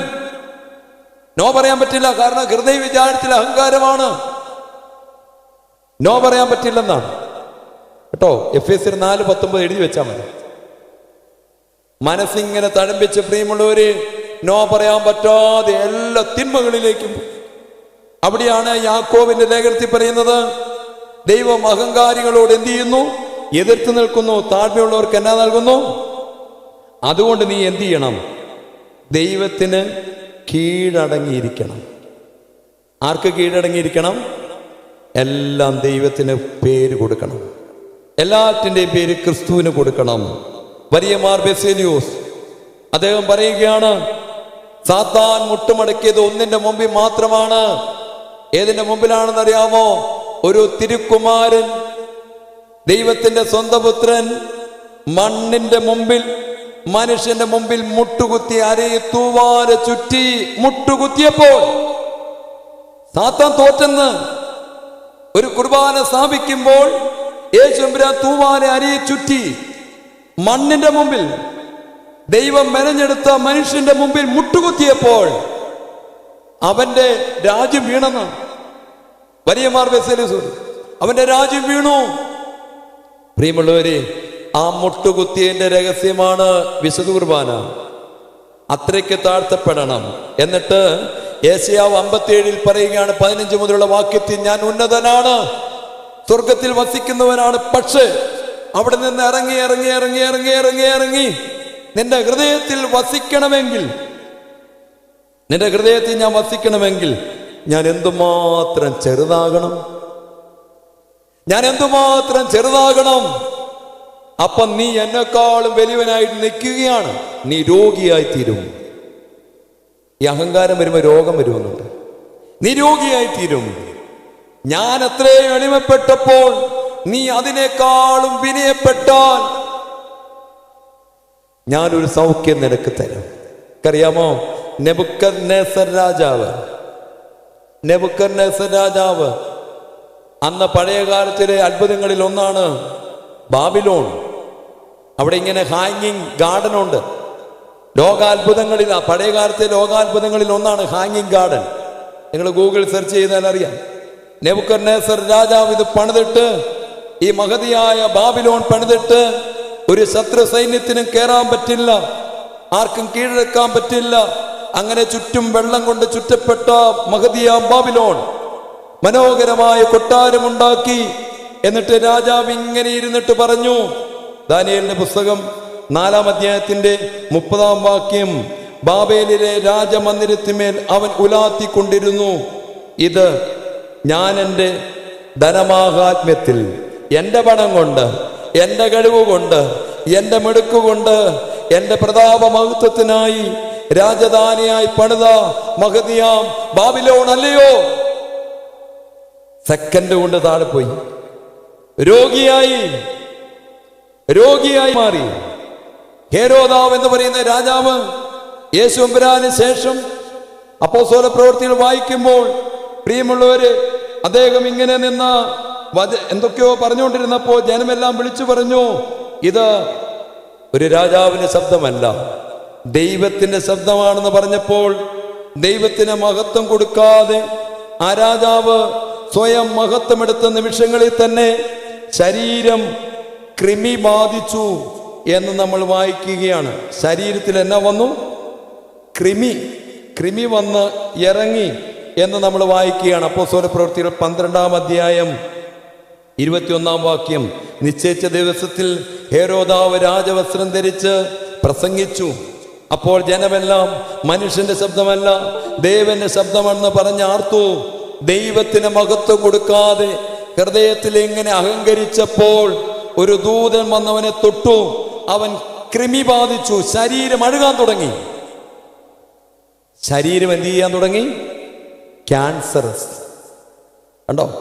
അതുകൊണ്ടാണ് യെശയ്യാവ് 57 പറഞ്ഞത്, ഞാൻ ഉന്നതനാണ്, നിന്റെ ഹൃദയത്തിൽ വസിക്കണമേ, എന്തുമാത്രം താഴണം, അത്രയും താഴ്ന്ന എന്നെക്കാൾ നീ മുകളിൽ നിന്നാൽ നീ രോഗിയായി തീരും.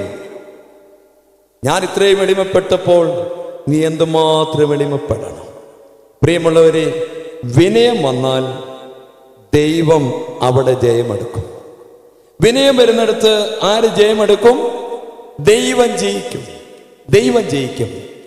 യെരമ്യായുടെ പുസ്തകത്തിൽ ദൈവം ഒരു കാര്യം പറയുന്നുണ്ട്. യെരമ്യാവേ, എടാ, ബലം പ്രയോഗിച്ച് ഞാൻ എപ്പോഴും ഞാൻ ബലം പ്രയോഗിച്ച് ജയിച്ചുകൊണ്ടിരിക്കുകയാണ്, നീ എപ്പോഴും തോറ്റുകൊണ്ടിരിക്കുകയാണ്. യെരമ്യാ പറഞ്ഞു, എന്നാ പണിയാ ദൈവമേ, എന്നെപ്പോഴും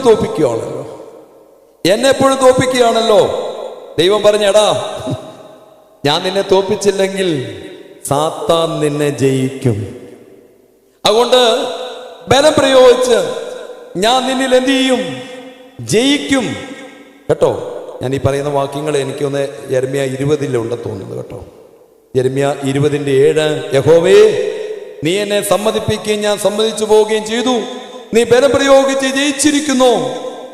അപ്പോഴെല്ലാം ഞാൻ പരിഹാസമായി. എന്റെ ദൈവം എന്നിൽ ബലം പ്രയോഗിച്ച് ജയിച്ചപ്പോൾ ഞാൻ ആരായി മാറി? പരിഹാസ വിഷയമായെന്ന്. എന്നെ കേൾക്കുന്ന പ്രിയമുള്ളവര്, ഒരു പരിഹാസവും നിന്നയും ഒക്കെ കർത്താവ് ചിലപ്പോൾ ബലം പ്രയോഗിച്ച് ജയിച്ചതിന്റെ അടയാളമാണ്. അതെന്ത് ചെയ്യണമെന്നറിയാമോ? നന്ദി പറഞ്ഞ് സ്വീകരിക്കണം. അപ്പോൾ എന്താണെന്നറിയാമോ? സാത്താൻ മുട്ടുകുത്തും. അപ്പൊ നമ്മൾ എളിമപ്പെടണം. എന്തുകൊണ്ട് ഈ യോസേപ്പിന് പൊട്ടക്കിണറും കാരാഗ്രഹവും ചിന്തിച്ചിട്ടുണ്ടോ? സങ്കീർത്തനങ്ങൾ എഴുതിയപ്പോ പറഞ്ഞിട്ടുണ്ട്. എന്നാന്നറിയാമോ? യോസേപ്പിന് പൊട്ടക്കിണറും കാരാഗ്രഹവും എന്തിനാണെന്നറിയാമോ? എളിമ കൊടുക്കാൻ, എളിമയിലേക്ക് വരാൻ. കാരണം പിന്നീട് അവൻ അധികാരിയാകുമ്പോൾ അഹങ്കാരം വന്ന തീർന്നു. പിന്നെ ദൈവമല്ല പ്രവർത്തിക്കുന്നത്, സാത്താനായിരിക്കും. ഒരു രാജ്യം നശിക്കും. അതുകൊണ്ട് ദൈവം എന്ത് ചെയ്തെന്നറിയാമോ? വളരെ നേരത്തെ എളിമപ്പെടുത്തി കക്ഷതയുടെ തീച്ചൂള തന്ന് അവനെ, പ്രിയമുള്ളവരെ, ശോധന ചെയ്തു എന്നാണ്. അങ്ങനെ ദൈവം പറഞ്ഞ വചനങ്ങൾ മുഴുവൻ നിവൃത്തിയാകുവോളൂ, ദൈവം പറഞ്ഞിട്ടുള്ള വചനങ്ങൾ മുഴുവൻ നിവൃത്തിയാകുവോളൂ യോസേപ്പ് ഇരുമ്പ് ചങ്ങലകളിൽ കുടുങ്ങി. 105-ാം സങ്കീർത്തനത്തിന്റെ 18-19 വാക്യങ്ങളാണ്. വചനം നിവൃത്തിയാകണമായിരുന്നു. യോസേപ്പേ, നീ എളിമയുള്ളവനാകണം. അവിടെയാണ് ഫലപ്രദമായ വൃക്ഷമാകുന്നത്. കർത്താവ് സ്നേഹമുള്ളവരെ, ഇവിടെ ഇരിക്കുന്ന പലർക്കും പുറമെ അഹങ്കാരമില്ല.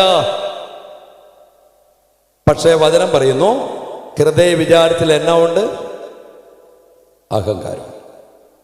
ഹൃദയ വിചാരത്തിൽ അഹങ്കാരമുണ്ട്. അവിടെയാണ് നമ്മൾ പറഞ്ഞ ചില ഡയലോഗുകളൊക്കെ മനസ്സിൽ വരുന്നു. ഞാനില്ലായിരുന്നെ കാണായിരുന്നു, ഞാനാണിതെല്ലാം ചെയ്തത്, ഒയ്യോ എന്നോട് മാത്രം പറഞ്ഞില്ലല്ലോ. ഇതെല്ലാം ഹൃദയത്തിലുണ്ടാകുന്ന ചില ചിന്ത. ഞാൻ മാത്രം അറിഞ്ഞു, എന്നോട് പറഞ്ഞിട്ടില്ല. ഞാനിപ്പോ ഇവിടുത്തെ ആരാ, ഈ വീട്ടിലെ ആരാന്ന് ഒത്തിരി പേര് ചോദിച്ചിട്ടുണ്ട്. ഇരുന്നിട്ട് ഈ വീട്ടിൽ എനിക്കൊരു വിലയില്ലല്ലോ. പുറത്തു പറഞ്ഞിട്ടില്ല കേട്ടോ, ഇവിടെ ഒരു വിലയില്ല. ഈ വീട്ടിൽ ഞാൻ ആരാണ്? ഞാനില്ലായിരുന്നെ കാണായിരുന്നു. കർത്താവേ, പ്രിയമുള്ളവരെ, അഹങ്കാരം വരുന്നിടത്ത് ആരില്ല? ദൈവമില്ല, സാത്താനാണ്. അതുകൊണ്ട് ഹൃദയ വിചാരങ്ങൾ എളിമപ്പെടാൻ എന്ത് ചെയ്യണം?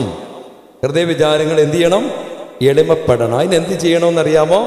അതിന് നമ്മൾ സ്വയം ഇങ്ങനെ പരിശോധിക്കണം, സ്വയം പരിശോധിക്കണം. സിറിയയിലെ വിശുദ്ധ യാക്കോബ് പറയുകയാണ്, സ്വന്തം പാപങ്ങളെ കാണാൻ പറ്റുന്നവൻ, ശ്രദ്ധിച്ച്, സ്വന്തം പാപങ്ങളെ കാണാൻ പറ്റുന്നവൻ മരിച്ചവരെ ഉയർപ്പിക്കുന്നവനേക്കാൾ ദൈവത്തിന് മുമ്പിൽ വലിയവനാണ്. മരിച്ചവനെ ഉയർപ്പിക്കുന്നവനേക്കാൾ ദൈവത്തിന്റെ മുമ്പിൽ വലിയവനാണ് ആര്? സ്വന്തം ഹൃദയ വിചാരങ്ങൾ പോലും കാണാൻ പറ്റണം. കഴിഞ്ഞ നാളുകളിൽ ഞാൻ അവിടെ ഇരുന്ന് ഇങ്ങനെ വിചാരിച്ചില്ലേ, എന്നെ എല്ലാവരും ഇങ്ങനെ ആദരിക്കണമെന്ന്, എന്നെ എല്ലാവരും ബഹുമാനിക്കണമെന്ന്. ഹൃദയ വിചാരത്തിൽ അഹങ്കാരം. അപ്പൊ എന്ത് ചെയ്യണം? സ്വയം ഇങ്ങനെ പരിശോധിക്കണം. എന്നിട്ട് പിതാക്കന്മാർ പറയുന്നത് എന്നാന്നറിയാമോ? ആരും കാണാത്ത രഹസ്യ അറയുണ്ടാകണം. ആരും കാണാത്ത എന്ന് പറഞ്ഞാൽ നീ പ്രാർത്ഥിക്കുന്നു എന്ന്, പ്രിയമുള്ളവരെ, ലോകം അറിയരുത്. ലോകമറിയാത്തൊരു രഹസ്യ പ്രാർത്ഥനാ ജീവിതം നീയും നിന്റെ ദൈവവും തമ്മിലുണ്ടാകണം. അങ്ങനെ നീ ഒറ്റയ്ക്കിരിക്കുന്ന സ്ഥലത്താണ് നിലവിളിക്കേണ്ടത്, എന്റെ ദൈവമേ. നീ കരയേണ്ടത് അവിടെയാണ്, മനുഷ്യന്റെ മുമ്പിലല്ല, എല്ലാരും നിൽക്കുന്നിടത്തല്ല.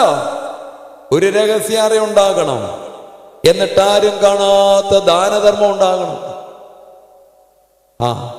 അവിടെ 10 പൈസ കൊടുത്തു, ഇവിടെ കണ്ടാൽ ഒരു പ്രയോജനമില്ല. കൊടുത്തു എന്നറിഞ്ഞാൽ ഇവിടെ വെച്ച് കിട്ടിയെന്നാ പറഞ്ഞ പ്രതിഫലം പിന്നെ ഇല്ല. സ്വർഗത്തിൽ ഒരു പ്രതിഫലം കിട്ടണമോ? ആരും കാണാത്ത കൈകളിങ്ങനെ നീളണം. നീ കൊടുക്കണം അവർക്ക് ദാനധർമ്മങ്ങൾ. പിന്നെ എന്ത് ചെയ്യണം? ഒരു കാര്യം ധ്യാനിക്കണം. എന്താ ധ്യാനിക്കേണ്ടതെന്ന് അറിയാമോ? ഞാൻ ഈ വചനം ധ്യാനിച്ചപ്പോൾ ദൈവത്തോട് ചോദിച്ചു, ദൈവമേ, ഞാൻ എന്താണ് ഈ ധ്യാനിക്കേണ്ടത്? ഞാനെന്താ ഈ ധ്യാനിക്കേണ്ടത്? എളിമ കിട്ടാൻ എന്ത് ധ്യാനിക്കണം? അങ്ങനെ ഇങ്ങനെ കുറെ പ്രാർത്ഥിച്ചു. കുറെ നാളുകൾ കഴിഞ്ഞപ്പോൾ എനിക്കൊരു കാഴ്ച കാണാൻ പറ്റി. എന്നാന്നറിയാമോ? കാക്ക കൊണ്ടേ അപ്പം കൊടുക്കുക. ആരെ അപ്പം കൊടുത്തേ? കാക്ക. എവിടെയൊരു ലോക ചരിത്രത്തിൽ അപ്പം കിട്ടിയ കാക്ക ആർക്കെങ്കിലും കൊടുത്തതായിട്ട് അറിയാവോ? കാക്കയുടെ സ്വഭാവം തന്നെ ഉള്ള അപ്പം അടിച്ച് മാറ്റുന്നയാളാണ്. പക്ഷെ അവിടെ, പ്രിയമുള്ളവരെ, ഞാൻ അങ്ങോട്ട് ആ സ്ഥലത്ത് ഒത്തിരി പിള്ളേരുണ്ടായിരുന്നു. പണ്ട് നെയ്യപ്പം കൊടുത്തു. അവൻ നെയ്യപ്പം കൊടുത്തപ്പോൾ ചെറിയ ചെക്കനുണ്ട്. അവനിങ്ങനെ ഒരു മതിൽ പോലത്തെ സാധനത്തിൻ്റെ അവിടെ നെയ്യപ്പം വെച്ചേച്ച് ചായ കുടിച്ചു. അവൻ ഇത് തിന്നത്തില്ല. എന്ത് ചെയ്താ? ഇടയ്ക്ക് നക്കുന്നു വെക്കുന്നു, തിന്നത്തില്ല, ഇങ്ങനെ വെച്ചോണ്ടിരിക്കുക. പിള്ളേരെല്ലാം തിന്നു കേട്ടോ. അപ്പൊ ഒരു കാക്ക, പാവം പയ്യനല്ലേ കൊച്ചനല്ലേ എന്ന് പറഞ്ഞ പേരയുടെ മോടി ഇരുന്നതെല്ലാം കാണുന്നുണ്ട്. അവൻ നെയ്യപ്പം നക്കുന്നു വെക്കുന്നു, നക്കുന്നു വെക്കുന്നു, ഒത്തിരി നേരമായിട്ട് കാണുക. അപ്പൊ ഒത്തിരി കഴിഞ്ഞപ്പോൾ കാക്കയ്ക്ക് തോന്നി, ഇവൻ ഏത് വേണ്ട, ഇവന് വേണ്ട. അവൻ നക്കി വെക്കുകയും ആരെടുത്തോണ്ട് പോയി. എല്ലാ പിള്ളേരും കഴിച്ചു കഴിഞ്ഞ ഇവനിതിങ്ങനെ ആഗ്രഹം കൊണ്ട് ഇങ്ങനെ വെച്ചോണ്ടിരുന്ന കാക്ക കൊണ്ടുപോയി. സംഭവിച്ച കാര്യം ഞാൻ ഈ പറഞ്ഞ കേട്ടോ. കർത്താവേ, പ്രിയമുള്ളവര്, അതാണ് കാക്കയുടെ സ്വഭാവം. ദൈവം എന്നെ ഒരു കാര്യം കാണിച്ചു. കാക്ക ഒരിക്കലും എന്തുകൊണ്ട് കൊടുക്കില്ല? സ്വഭാവം വളരെ മോശം. മനസ്സിലായോ? ദൈവം എന്നോട് പറഞ്ഞടാ, നിന്റെ കയ്യിലാണ് കുർബാന തന്നത്. എന്നാ തന്നത്? തരാൻ കൊള്ളുന്നവനാണോ? അല്ല, കാക്കയെ പോലെയുള്ളവൻ. അത്രയ്ക്ക് മലിനനാണ് നീ. എടാ, എന്നിട്ടും ഞാൻ തന്നില്ല നിനക്ക് എന്റെ ഈ ശരീരം നിന്റെ കൈകളിൽ ഉണ്ടോ? യോഗ്യനല്ലെന്ന് നീ, ഞാൻ തന്നില്ലേ ഇത് കൈകളിൽ.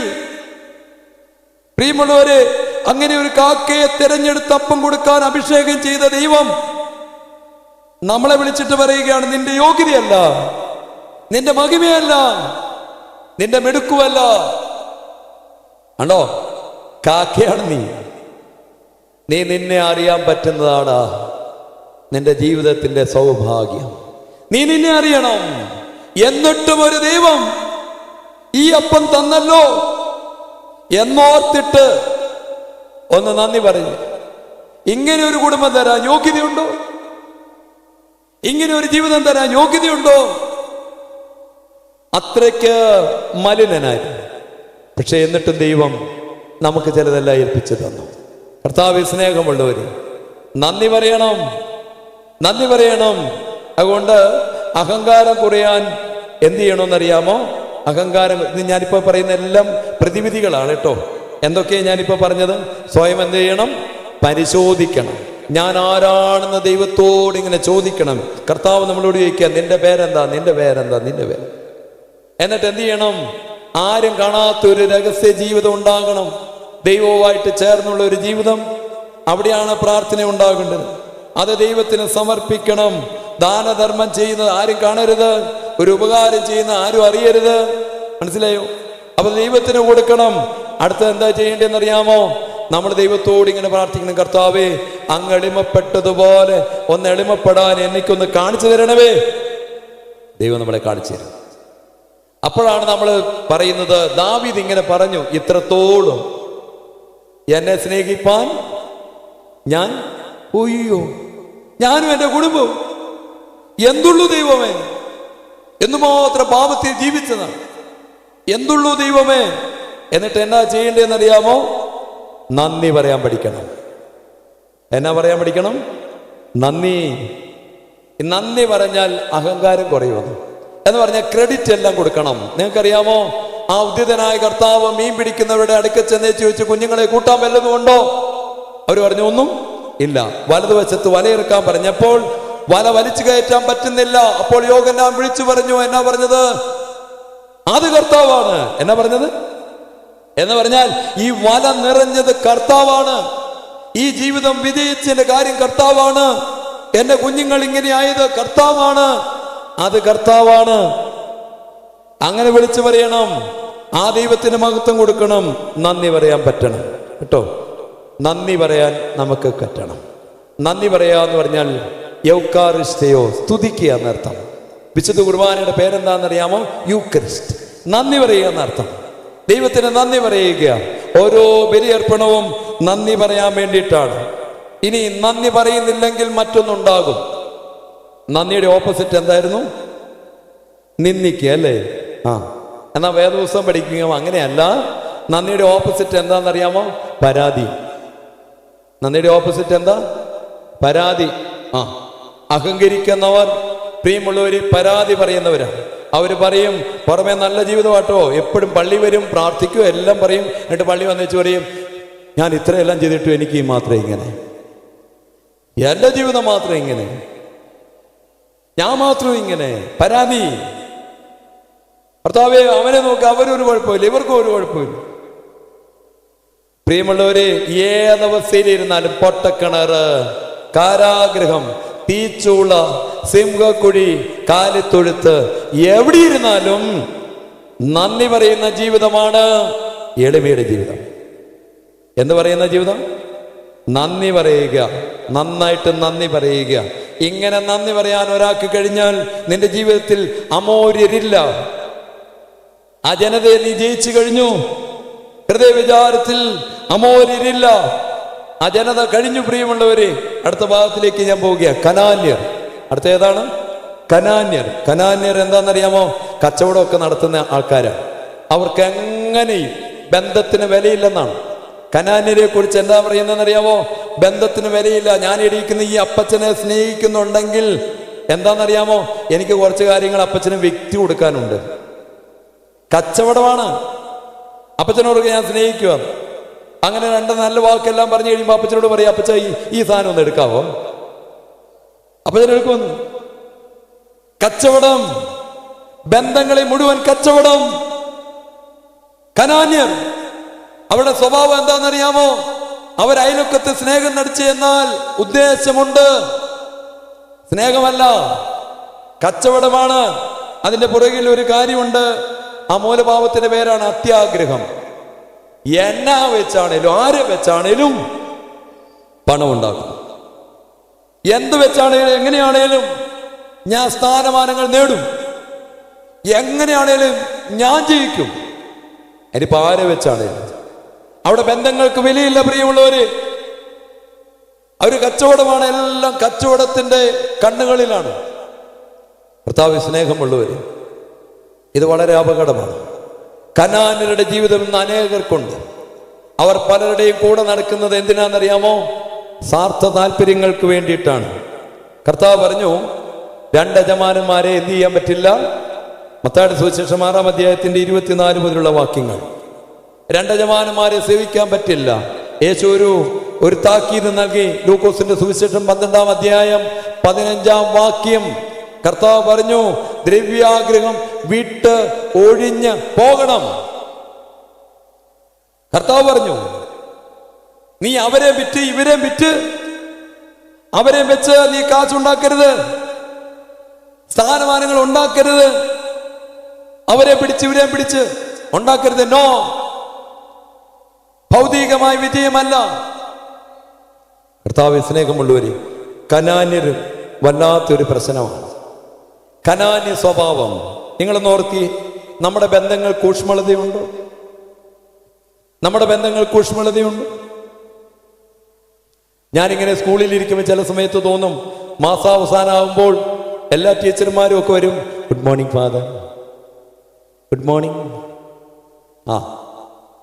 അടുത്ത മാസം അങ്ങോട്ട് കയറി കഴിയുമ്പോൾ ഇത് കൂടും, good morning, morning morning father. അതെന്താ ഈ ഗുഡ് മോർണിംഗ്? സാലറി ഇട്ടിട്ടില്ലെന്ന് മനസ്സിലായില്ലേ?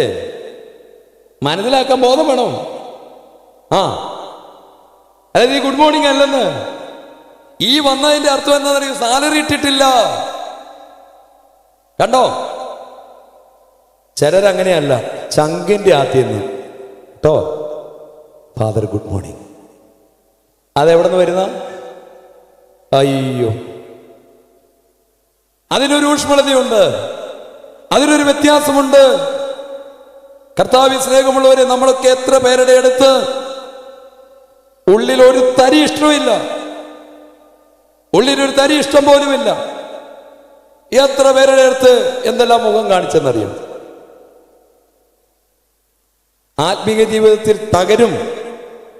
കനാന്യർ, അവർക്ക് ബന്ധങ്ങൾ വിഷയമല്ല, അവർക്ക് ഞാൻ അത്യാഗ്രഹമാണ്. എനിക്ക് വേണം, എൻ്റെ വേണം, എനിക്ക്, ഞാൻ, എൻ്റേത് എനിക്ക്. യേശു ഒരു കാര്യം പറഞ്ഞു, മക്കളെ എന്താ ജീവിതമെന്ന് ഞാൻ പറയട്ടെ എന്ന് കർത്താവ് പറഞ്ഞു. എന്താ ജീവിതമെന്ന് ഞാൻ പറഞ്ഞു തരാം. മേടിക്കുന്നതല്ല ജീവിതം. പിന്നെ എന്താണ് ജീവിതം?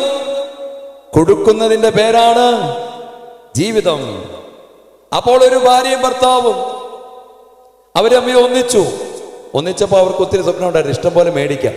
സ്നേഹം, 7 കാര്യങ്ങൾ മേടിക്കാവുന്നുണ്ട് കേട്ടോ. സ്നേഹം മേടിക്കാം, സന്തോഷം മേടിക്കാം, സമാധാനം മേടിക്കാം, സുഖങ്ങൾ മേടിക്കാം, നന്മ മേടിക്കാം, വിശുദ്ധി മേടിക്കാം, പ്രകാശം. ഇങ്ങനെ 7 കാര്യങ്ങൾ പിതാക്കന്മാർ എല്ലാം മേടിക്കാം. സ്നേഹം മേടിക്കാം, സന്തോഷം മേടിക്കാം, സുഖങ്ങൾ മേടിക്കാം. പക്ഷെ മേടിച്ച് എന്നാ പറ്റുമെന്നറിയാമോ? മേടിക്കുന്നവർ തമ്മിൽ അകലും. എന്താ അവർ അകലാൻ കാര്യം? മേടിക്കുന്നവർ തമ്മിൽ കണക്ക് പറയാൻ തുടങ്ങും. എന്നാ പറയും? കണക്ക്. മനസ്സിലായില്ലേ? അമ്മച്ചി ചട്ടമൊക്കെ പിടിച്ചു പറയും, എത്ര വർഷമായി ഇവിടെ കിടന്നിട്ട്. ഈ മനുഷ്യന് ഒരുമാതിരി. മനസ്സിലായില്ലേ? കണക്ക് പറച്ചിലാണ്. എന്താ ഈ പ്രശ്നം എന്നറിയാം? മേടിച്ചത് കൊണ്ടാണ് ഈ പ്രശ്നം. എടാ, ഞാൻ ഇത്രയും കൊടുത്തിട്ട് എനിക്ക് ഇത്രയും കിട്ടിയിട്ടില്ലെന്ന് ഇവിടെ പ്രശ്നമാണ്. പ്രിയമുള്ളവരെ, കനാന്യരുടെ സ്വഭാവമാണിത്. മേടിക്കുന്നവർ അകലും. അവരുടെ ബന്ധങ്ങൾക്ക് ഊഷ്മളതയില്ല. എന്നാ കർത്താവ് പറയുന്നു, കൊടുക്കുന്നവർ അടുക്കും. കൊടുക്കുന്നവർ എന്ത് ചെയ്യും? പക്ഷെ കൊടുക്കാൻ ഒരു സംഗതി വേണം. ജീവിതം കൊടുക്കണമെങ്കിൽ പരിശുദ്ധാത്മാവ് വേണം. എന്നാ വേണം? പരിശുദ്ധാത്മാവ്, കേട്ടോ. സ്നേഹം, ഒരു ഭർത്താവ് ഇങ്ങനെ തീരുമാനിച്ചു, സ്നേഹം മേടിക്കുന്നില്ല, ഞാൻ കൊടുക്കണം, കൊടുത്തു തീരട്ടെ ജീവിതം. പക്ഷെ കൊടുക്കണമെങ്കിൽ എന്നാ വേണമെന്ന് അറിയാമോ? പരിശുദ്ധാത്മാവ്. എന്ത് വേണം? പരിശുദ്ധാത്മാവില്ലാതെ സ്നേഹം കൊടുക്കാം, സന്തോഷം കൊടുക്കാൻ പറ്റില്ല, സമാധാനം കൊടുക്കാൻ പറ്റില്ല. പ്രിയമുള്ളവരെ, ചിലരൊക്കെ വീട്ടിലിരുന്നാൽ എന്തോ ഒരു അസ്വസ്ഥതയാണെന്ന് അറിയാമോ? പരിശുദ്ധാത്മാവില്ലെന്ന്. ചിലര് ആ വീട്ടിലിരുന്ന എന്തൊരു സമാധാനമാണെന്നറിയാമോ? പരിശുദ്ധാത്മാവ് ഉണ്ടെന്ന്. ആത്മാവ് വേണം. അപ്പോൾ കൊടുക്കണമെങ്കിൽ പരിശുദ്ധാത്മാവ് വേണം. കൊടുക്കണമെങ്കിൽ എന്ത് വേണം? അപ്പൊ നമ്മുടെ കുടുംബ ജീവിതത്തിൽ നമ്മൾ തീരുമാനം എടുക്കണം. ഇന്നു മുതൽ ഞാൻ എൻ്റെ വീട്ടിൽ നിന്നൊന്നും എന്ത് ചെയ്യത്തില്ല, വാങ്ങില്ല. പകരം എന്ത് ചെയ്യും? കൊടുത്തു തീരും. ഈ ജീവിതം കൊടുത്തു തീരാൻ കർത്താവിനോട് പ്രാർത്ഥിക്കണം. കർത്താവേ, സ്നേഹം കൊടുക്കാൻ തരാവോ? സന്തോഷം തരാവോ? സമാധാനം തരാവോ? പ്രിയമുള്ളവരെ, ജീവിതം ഇങ്ങനെ കൊടുക്കാൻ വേണ്ടി തരാവോ? ദൈവത്തോട് ചോദിക്കും. തരുന്നവന്റെ പേരാണ് പരിശുദ്ധാത്മാവ്. അപ്പൊ കനാന്യരുടെ സ്വഭാവം ഇല്ലാതാകണമെങ്കിൽ നമ്മൾ നന്നായിട്ട് ആരെ ചോദിക്കണം?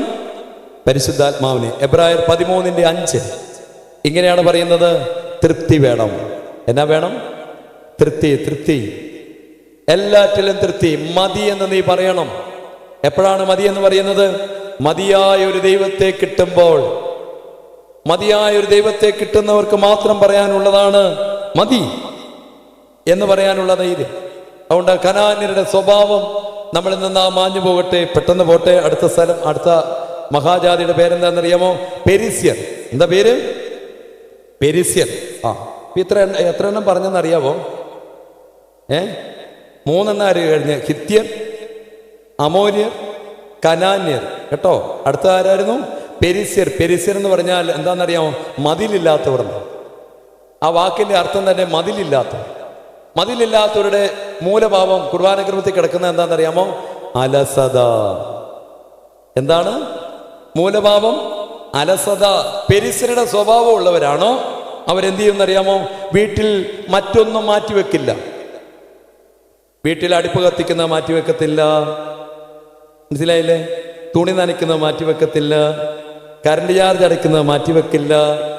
എല്ലാ കാര്യങ്ങളും കറക്റ്റായിരിക്കും. പക്ഷെ വീട്ടിൽ ഒരു കാര്യം മാറ്റിവെക്കും. അതേതായിരിക്കും? എല്ലാവരുടെയും ചുണ്ടിൽ ഇച്ചിരിച്ച് അനക്കമുണ്ട്. ഏതായിരിക്കും അത്? പ്രാർത്ഥന മാറ്റിവെക്കും. ഏത് മാറ്റിവെക്കും? അവരുടെ പേരാണ് പെരിസ്യർ. മതിലില്ല. ഓ ഇന്ന് പോട്ടെ, സാരിയില്ല, മതി. പ്രാർത്ഥന, ഇത് സമയമില്ലല്ലോ, ദൈവത്തിന് അറിയാമല്ലോ, സമയമില്ലല്ലോ. ഏത് മാറ്റിവെച്ചു? ആ വീട്ടിൽ മാറ്റിവെക്കാൻ പറ്റുന്ന കൊള്ളാവുന്ന ഒരു സാധനത്തിന്റെ പേരെന്തായിരുന്നു? പ്രാർത്ഥന. അതെടുത്ത് മാറ്റിവെച്ചു. മനസ്സിലായില്ലേ? പല കാരണമുണ്ട്. വിരുന്നുകാർ വന്നു, അവർ വന്നു, തിരക്കായിരുന്നു, ക്ഷീണമായിരുന്നു, ഉറക്കം വന്നു, ഒത്തിരി കാര്യമുണ്ട്. പ്രാർത്ഥന മാറ്റിവെച്ചു. അടിസ്ഥാന സ്വഭാവം എന്നാണെന്നറിയാമോ? അലസത. ഏതാണ്? അങ്ങനെ ഒരു വീടിന്റെ പേര് പറയാമോ? പ്രാർത്ഥന മാറ്റിയപ്പോൾ 3 സാത്താൻ കയറിയ വീടിന്റെ പേര് ആർക്കെല്ലാം അറിയാമോ? ദാവീദിന്റെ കൊട്ടാരം. ആരുടെ കൊട്ടാരം? 2 ശമൂവേൽ 11 2 സന്ധ്യ ആയപ്പോൾ മെത്തയിൽ കിടന്നു. ദാവീദ് സന്ധ്യ ആയപ്പോൾ എവിടെ കിടന്നു? മെത്തയിൽ കിടന്നു. പ്രാർത്ഥന മാറ്റിവെച്ചു. ഉണ്ടോ? സന്ധ്യ ആയപ്പോ എവിടെ കിടന്നു? മതിലില്ല, അലസത, ഭയങ്കര. ഈ പ്രാർത്ഥനയുടെ സമയമാകുമ്പോൾ എന്നോ ക്ഷീണമെന്നറിയാവോ? ആ സമയത്ത് നിങ്ങൾ ഉറങ്ങാൻ നോക്കിയാൽ നല്ല സൂപ്പറായിരിക്കും, നല്ലതായിട്ട് ഉറങ്ങും. പ്രാർത്ഥനയുടെ സമയത്ത് ഉറങ്ങാൻ നോക്കിയോ നന്നായിട്ട് ഉറങ്ങും. കട്ടിലേ പോയി കിടന്നാൽ ഇത്ര ഉറക്കം വരത്തില്ല. പ്രാർത്ഥിക്കാനിരുന്നാൽ നല്ല ഉറക്കം കിട്ടും, നല്ല സുഖം. ദാവീദിന് ആ സന്ധ്യ ആയപ്പോൾ പ്രാർത്ഥിക്കണമെന്ന് മനസ്സിൽ പറഞ്ഞപ്പോഴേ ഭയങ്കര ക്ഷീണം, ഭയങ്കര വായിക്കോട്ടെ, ഭയങ്കര ക്ഷീണം, ഭയങ്കര എന്നാ 10 മിനിറ്റ് കിടക്കാവുന്നു. അങ്ങനെ വെത്തയിൽ കിടന്നപ്പോൾ ഉറക്കം ശരിയായില്ല, എഴുന്നേറ്റു. ഉടനെ ജനലിൽ കൂടെ നോക്കിയപ്പോൾ 3 തിന്മകൾ: വ്യഭിചാരം, മദ്യപാനം, കൊലപാതകം. അന്ന് വീട്ടിൽ കയറി. ആ സാത്താൻ വീട്ടിലിരുന്നു. മക്കളുടെ അടുത്ത് ഇറങ്ങി. കുടുംബങ്ങൾ തകർന്നു. പ്രിയമുള്ളവരെ, 2 ശമൂവേൽ 15 കൊട്ടാരത്തിൽ ഈ കുപ്പായക്ക് ഊരി വെച്ചിട്ട് ആൾ പുറത്തോട്ട് ഇറങ്ങി. ദൈവത്തോട് പറഞ്ഞു, ദൈവമേ, മതിലില്ലാത്തവനായിരുന്നു ഞാൻ, ശ്രദ്ധയില്ലാത്തവനായിരുന്നു ഞാൻ, അലസനായിരുന്നു. അന്ന് കർത്താവ് ഗത്സമന എന്ന് പറയുന്ന സ്ഥലത്തോട്ട് പോയത് യബ്ബോക്ക് കടവ് കടന്നിട്ടാണ്.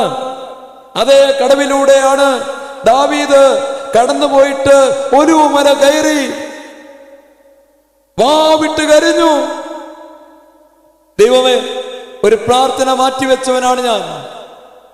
എന്റെ വീട്ടിൽ 3 സാത്താൻ കയറി, വാവിട്ട് കരഞ്ഞു. പ്രിയമുള്ളവനെ, ആത്മീയ ജീവിതത്തിൽ വിശുദ്ധ അന്തോണിയോസ് എന്ന് പറയുന്ന പിതാവ് സന്യാസ പ്രസ്ഥാനം തുടങ്ങിയ അതേ ഒരു വാക്ക് പറയുന്നുണ്ട്. എന്നാന്നറിയാമോ? ജാഗ്രത. എന്നാണ്? ജാഗ്രത. പാപത്തിന്റെ ഡെഫിനിഷൻ ഞാൻ പറഞ്ഞു, ലക്ഷ്യം മാറ്റും. നിന്നെ ഈ കുപ്പായിട്ട് വിട്ടത് ദൈവരാജ്യം പണിയാനാണ്. അത് മാറ്റിക്കളയും. നീ ലോകത്തിന്റെ പുറകെ നടക്കുന്നവനാക്കും. പ്രിയമുള്ളവരെ, പെരിസ്യർ, അലസത, ലോകത്തിന്റെ പുറകെ. എന്നിട്ട് പ്രാർത്ഥിക്കാൻ നേരമില്ല കേട്ടോ. വചനം വായിക്കാൻ താല്പര്യമില്ല. ഇപ്പോൾ വേദവസം വായിച്ചുകൊണ്ടിരുന്നവനാ, ഇപ്പൊ വായിക്കാൻ നേരമില്ല, വേദവസം വായിക്കില്ല. ആത്മീയ തീഷ്ണത ഉണ്ടായിരുന്നവരാണ്, ഇപ്പൊ തീഷ്ണതയില്ല. മങ്ങിക്കിടക്കുകയാണ്, ചാരം പിടിച്ചു കിടക്കുകയാണ്. ഏത് സ്വഭാവമാണെന്നറിയ? പെരിസ്യർ. ലക്ഷ്യം മാറ്റി. സാത്താൻ നിന്റെ ജീവിതത്തിൽ പ്രവേശിച്ചപ്പോൾ ലക്ഷ്യം മാറി. നിന്നെ ദൈവം വിളിച്ചപ്പോൾ ഒരു സ്വപ്നമുണ്ടായിരുന്നു, ഒരു പ്രതീക്ഷ ഉണ്ടായിരുന്നു. നിന്നെ വിളിച്ചാൽ ഈ ലോകത്തിൽ പലതും മാറുമെന്ന് ദൈവത്തിന് പ്രതീക്ഷ ഉണ്ടായിരുന്നു. പക്ഷേ ഹൃദയത്തിലാണ് പോരാട്ടം. ഇവിടെ ഒരു സാധനം ഇരുന്നിട്ട് പറഞ്ഞു, സാരയില്ല, ഒരു പ്രാർത്ഥനയില്ല, പോട്ടെ, കുഴപ്പമില്ല എന്ന് പറഞ്ഞു. വേദോസോ ഇന്ന് വായിച്ചില്ലെങ്കിലും കുഴപ്പമില്ല. നീ ഇന്ന് നിസ്സാരമെന്ന് വിചാരിക്കുന്നത് പലതും മരണത്തിന്റെ നാഴികയിൽ വിലപ്പെട്ടതാണ്.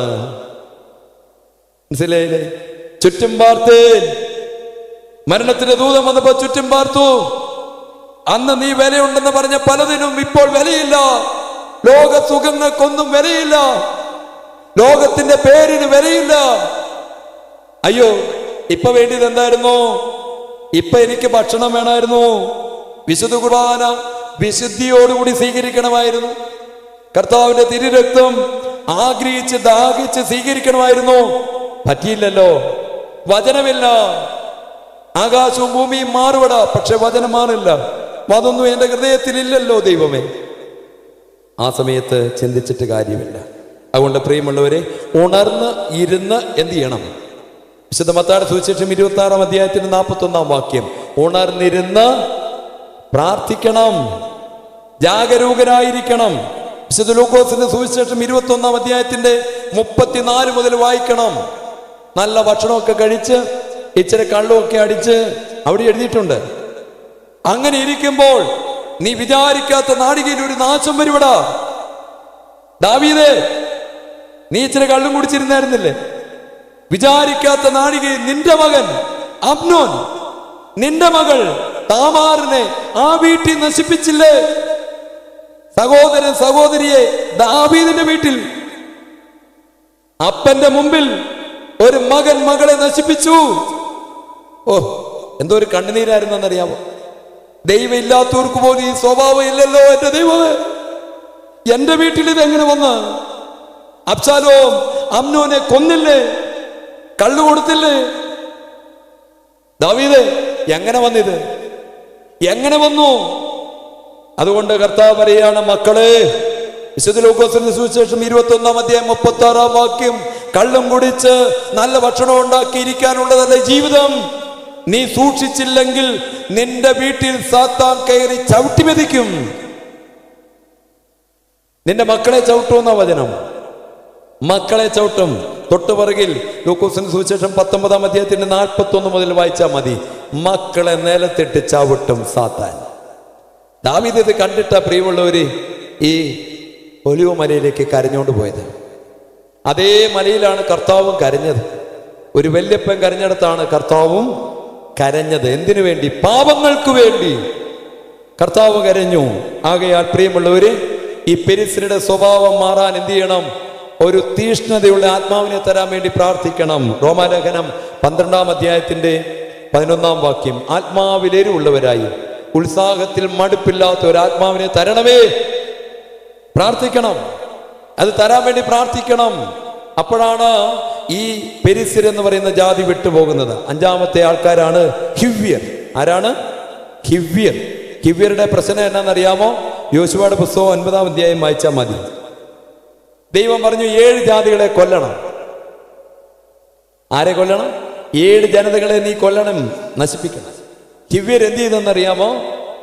യോശുവ ഇങ്ങനെ ജനത്തെ ജയിച്ച് വരുന്നുണ്ടെന്നറിഞ്ഞപ്പോൾ കീറിയ വസ്ത്രമൊക്കെ ഇട്ട് ആ പഴയ അപ്പവും പഴയ എല്ലാം പഴകിയത്, എല്ലാം പഴയ സാധനം, അതുമെല്ലാം ചുവന്നോണ്ട് യോശുവയുടെ അടുത്ത് വന്നു. എന്നിട്ട് യോശുവയോട് പറഞ്ഞു, ഞങ്ങൾ യഹോവയെ കുറിച്ച് കേട്ടിട്ട് ഇങ്ങനെ ദൂരത്ത് നിന്ന് യാത്ര ചെയ്ത് വരികയാണ്. നിങ്ങളുടെ ദൈവമാണ് ദൈവം, നിങ്ങളുടെ ദൈവമാണ് ദൈവം എന്നെല്ലാം പറഞ്ഞിട്ട് യോശുവയ്ക്ക് ഇതെല്ലാം കാണിച്ചു കൊടുത്തിട്ട് പറഞ്ഞു, ഇത് ഞങ്ങൾ ഉണ്ടാക്കിയ അപ്പമാണ്, ഇച്ചിരി കഴിച്ചു നോക്ക്. അവരെല്ലാം കഴിച്ചു. എല്ലാ സന്ധ്യയിലും ഒരു പ്രാർത്ഥനയുണ്ട്, ദൈവമേ ദുഷ്ടമനുഷ്യരോട് കൂട്ടിയേരാൻ ഇടയാകരുത്, അവന്റെ സാധുഭോജനം കഴിക്കാൻ ഇടയാകരുത്. ഇത് വെച്ച പ്രശ്നമുള്ള കാര്യം കേട്ടോ. അങ്ങനെ പ്രിയമുള്ളവരെ, ഹിവ്യർ കൊടുത്ത ഭക്ഷണം കഴിച്ചപ്പോൾ അവരൊരു ഉടമ്പടി ചെയ്തു യോശുവയോട്, ഞങ്ങളെ കൊല്ലരുത്, നശിപ്പിക്കരുത്, ഞങ്ങൾ നിങ്ങളുടെ കൂടെ ഉള്ളവർ. യോശുവ സമ്മതിച്ചു. ഇച്ചിരൂടെ കഴിഞ്ഞ് മുന്നോട്ട് പോയപ്പോഴല്ലേ അറിഞ്ഞത് ഈ വേഷം മാറി വന്നത് ആരാണ്? ഹിവ്യരാണ്. അപ്പോൾ ഓൾറെഡി എൻ്റെ അകത്തൊരു വാക്യം കിടപ്പുണ്ട്, 9-ാം അധ്യായത്തിന്റെ 14-ാം വാക്യം. 9-ാം അധ്യായത്തിൽ യോശുവയുടെ പുസ്തകം 9:14, യഹോവയോട് ചോദിച്ചില്ല. ആരോട് ചോദിച്ചില്ല? യഹോവയോട് ചോദിച്ചില്ല. ഹിവ്യർ എന്നാന്നറിയാമോ? ആത്മീയ ജീവിതത്തിൽ എന്നാന്നറിയാമോ?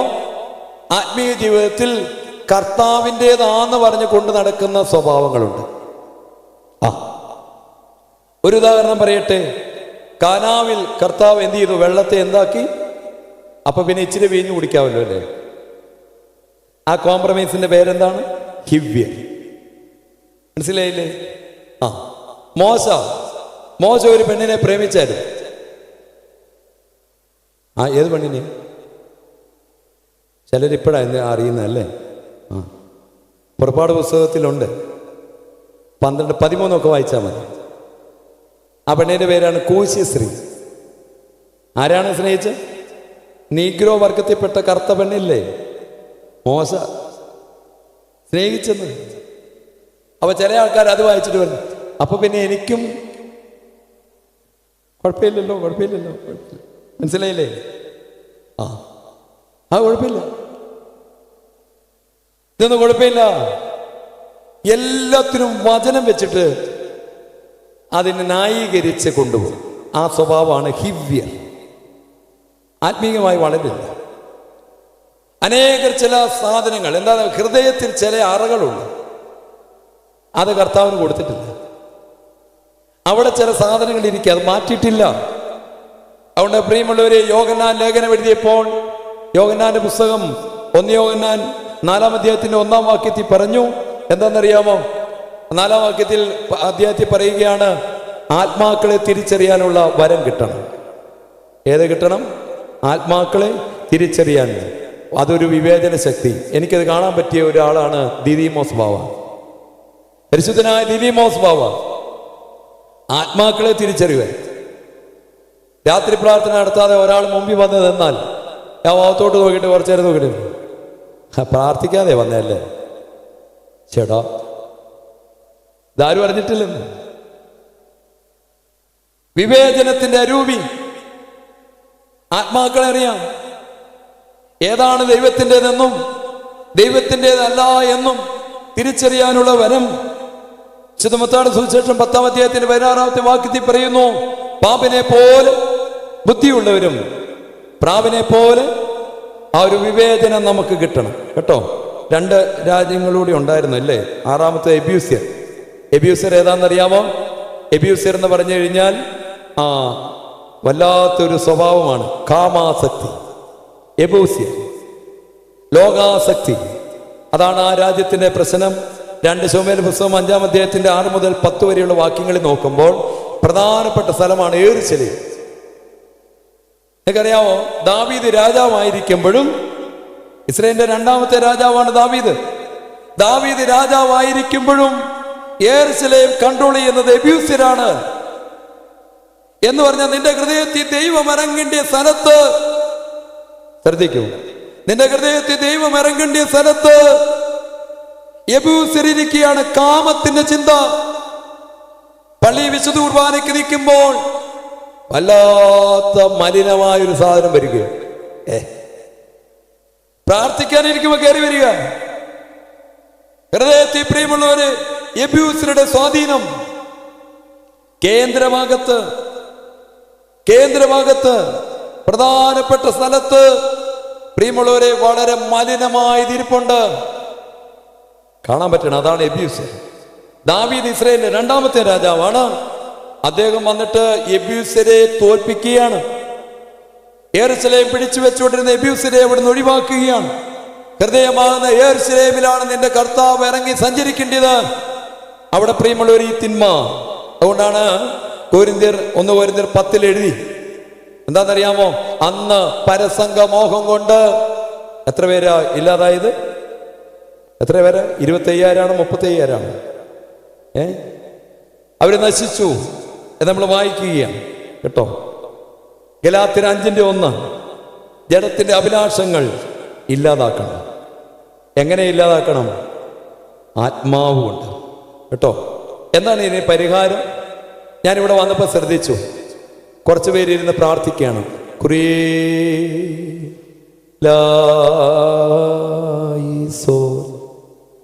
എന്താ ഈ പ്രാർത്ഥിച്ചത്? കർത്താവേ കരുണ തോന്നണമേ, യേശുവേ ദാവീദ് പുത്ര മഹാഭാവിയായ എന്നോട് യേശുനാമ പ്രാർത്ഥന. ഹൃദയ വിചാരത്തിൽ യെബൂസ്യരെ കളയാൻ, അതിനാണ് ഈ യേശുനാമ പ്രാർത്ഥന. എല്ലാവർക്കും ഉണ്ടെന്നാ പറയുന്നത്. ഹൃദയ വിചാരത്തിൽ യെബൂസ്യർ ഇരിപ്പുണ്ട്, ചില കാമചിന്തകൾ ഇരിപ്പുണ്ട്. രണ്ടാമത് ശ്രദ്ധിക്കേണ്ടത് എന്താണെന്നറിയാമോ? ഈ കണ്ണാണ് ശരീരത്തിന്റെ വിളക്ക്. അതുകൊണ്ട് എന്ത് ചെയ്യും? സാത്താൻ കണ്ടുപിടിച്ച ഏറ്റവും പ്രധാനപ്പെട്ട ഒരു മീഡിയയാണ് സോഷ്യൽ മീഡിയ. കണ്ണുകൊണ്ടാണ് അതെല്ലാം. കണ്ണുകൊണ്ട് നീ കണ്ണുകൊണ്ട് എന്ത് കാണുന്നുവോ അതാണ് നിന്റെ ജീവിതമായി വരുന്നത്. അതുകൊണ്ട് ഈ കാഴ്ച വിശുദ്ധീകരിക്കണം. കണ്ണ് ദൈവത്തോട് പറയണം, കഴുകണമേ, എന്റെ കണ്ണ് കഴുകി തരണമേ. കാണാവുന്നത് കാണാൻ, കാണരുതാത്തത് മാറ്റാൻ. അവിടെയാണ് പ്രിയമുള്ളവരെ ഹൃദയത്തിന്റെ യെരൂശലേം ശുദ്ധീകരിക്കപ്പെടുന്നത്. കണ്ണ് നല്ലതാണെങ്കിൽ ശരീരം മുഴുവൻ വെളിച്ചമാണ്. അതുകൊണ്ട് എൻ്റെ നിങ്ങളുടെ ജീവിതത്തിൽ പ്രിയമുള്ളവരെ കയ്യിലൊരു സാധനം ഇരിപ്പുണ്ട്. അതിലെല്ലാം നല്ലതും വരും, പിന്നെ എന്നാ വരും? അതിനോട് ചേർന്ന് അടുത്തതും വരും, നല്ലതല്ലാത്തതും വരും. അപ്പൊ നമ്മൾ വെറുതെ കുഴപ്പമില്ല എന്ന് പറഞ്ഞിട്ടുണ്ടോ? കുഴപ്പമാണ്. കുഴപ്പമില്ല എന്ന് പറഞ്ഞു പോയോ? കുഴപ്പമാണ്. അതുകൊണ്ട് ഹൃദയം കഴുകണം. യോഹന്നാൻ സുവിശേഷം 8:36 യേശു സ്വതന്ത്രമാക്കണം നിന്നെ. ആര് സ്വതന്ത്രമാക്കണം? യേശു. ഹൃദയത്തിലെ ചില മുറികൾ ആർക്കും കൊടുക്കാത്തത് ആർക്ക് കൊടുക്കണം? യേശുവിന്. അവസാനത്തെ ആൾക്കാരാണ് ഗിർഗസ്യർ. ഗർഭോ എന്നൊക്കെ കേട്ടിട്ടുണ്ടോ? ഈ വാക്കിൽ നിന്നാണ് ഗിർഗസ്യർ എന്ന് പറഞ്ഞാൽ മണ്ണിന്റെ ആൾക്കാരാണ്.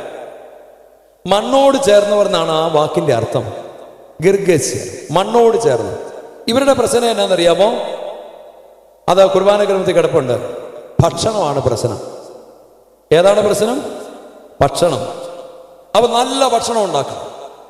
ഭക്ഷണത്തിൽ കോംപ്രമൈസ് ഇല്ല, നല്ല ഭക്ഷണം. പള്ളി കുർബാനയ്ക്ക് നിൽക്കുമ്പോഴും തിരിച്ചു പോകുമ്പോൾ പോത്ത് മേടിക്കുന്ന കാര്യം ആലോചിച്ചുകൊണ്ടിരിക്കുന്നത്. പള്ളിയിൽ നിന്ന് തിരിച്ചു പോകുമ്പോൾ എന്നാ മേടി? പോത്താ, നല്ല പോത്ത. അവരുടെ പേരെന്താണ്? ഗിർഗിസ്. എന്നോട് ആശ്രമത്തിൽ ധ്യാനമുണ്ട് കേട്ടോ. അപ്പൊ ധ്യാനത്തിൽ വരുന്ന ആൾക്കാര് കുറച്ച് പേര് വന്നേച്ചാ എന്നോട് പറഞ്ഞച്ചാ 12 ആകുമ്പോൾ എല്ലാം നിർത്താൻ പറ്റുമോ? ഇത് 1 മണിയാകുമ്പോഴേ നിൽക്കുള്ളേ. 12 ആകുമ്പോൾ നിർത്താൻ പറ്റുമോ? ഞാൻ ചോദിച്ചത് ഏതായാലും കഷ്ടപ്പെട്ടു വന്നാ പിന്നെ ഇച്ചിരി നേരം. അങ്ങനെ ഇത് എന്താന്ന് എനിക്ക് മനസ്സിലായില്ല. നിങ്ങൾക്കറിയാം, വെള്ളിയാഴ്ചയാണ് ധ്യാനം. വെള്ളിയാഴ്ച ഒരു പ്രത്യേകതയുണ്ട്. അട്ടപ്പാടിയിൽ പ്രിയമുള്ളവരെ, പോത്തിനെ അറക്കുന്ന ദിവസമാണ്. അപ്പൊ 2 പരിപാടിക്ക് ഇവർ വരുന്നത്.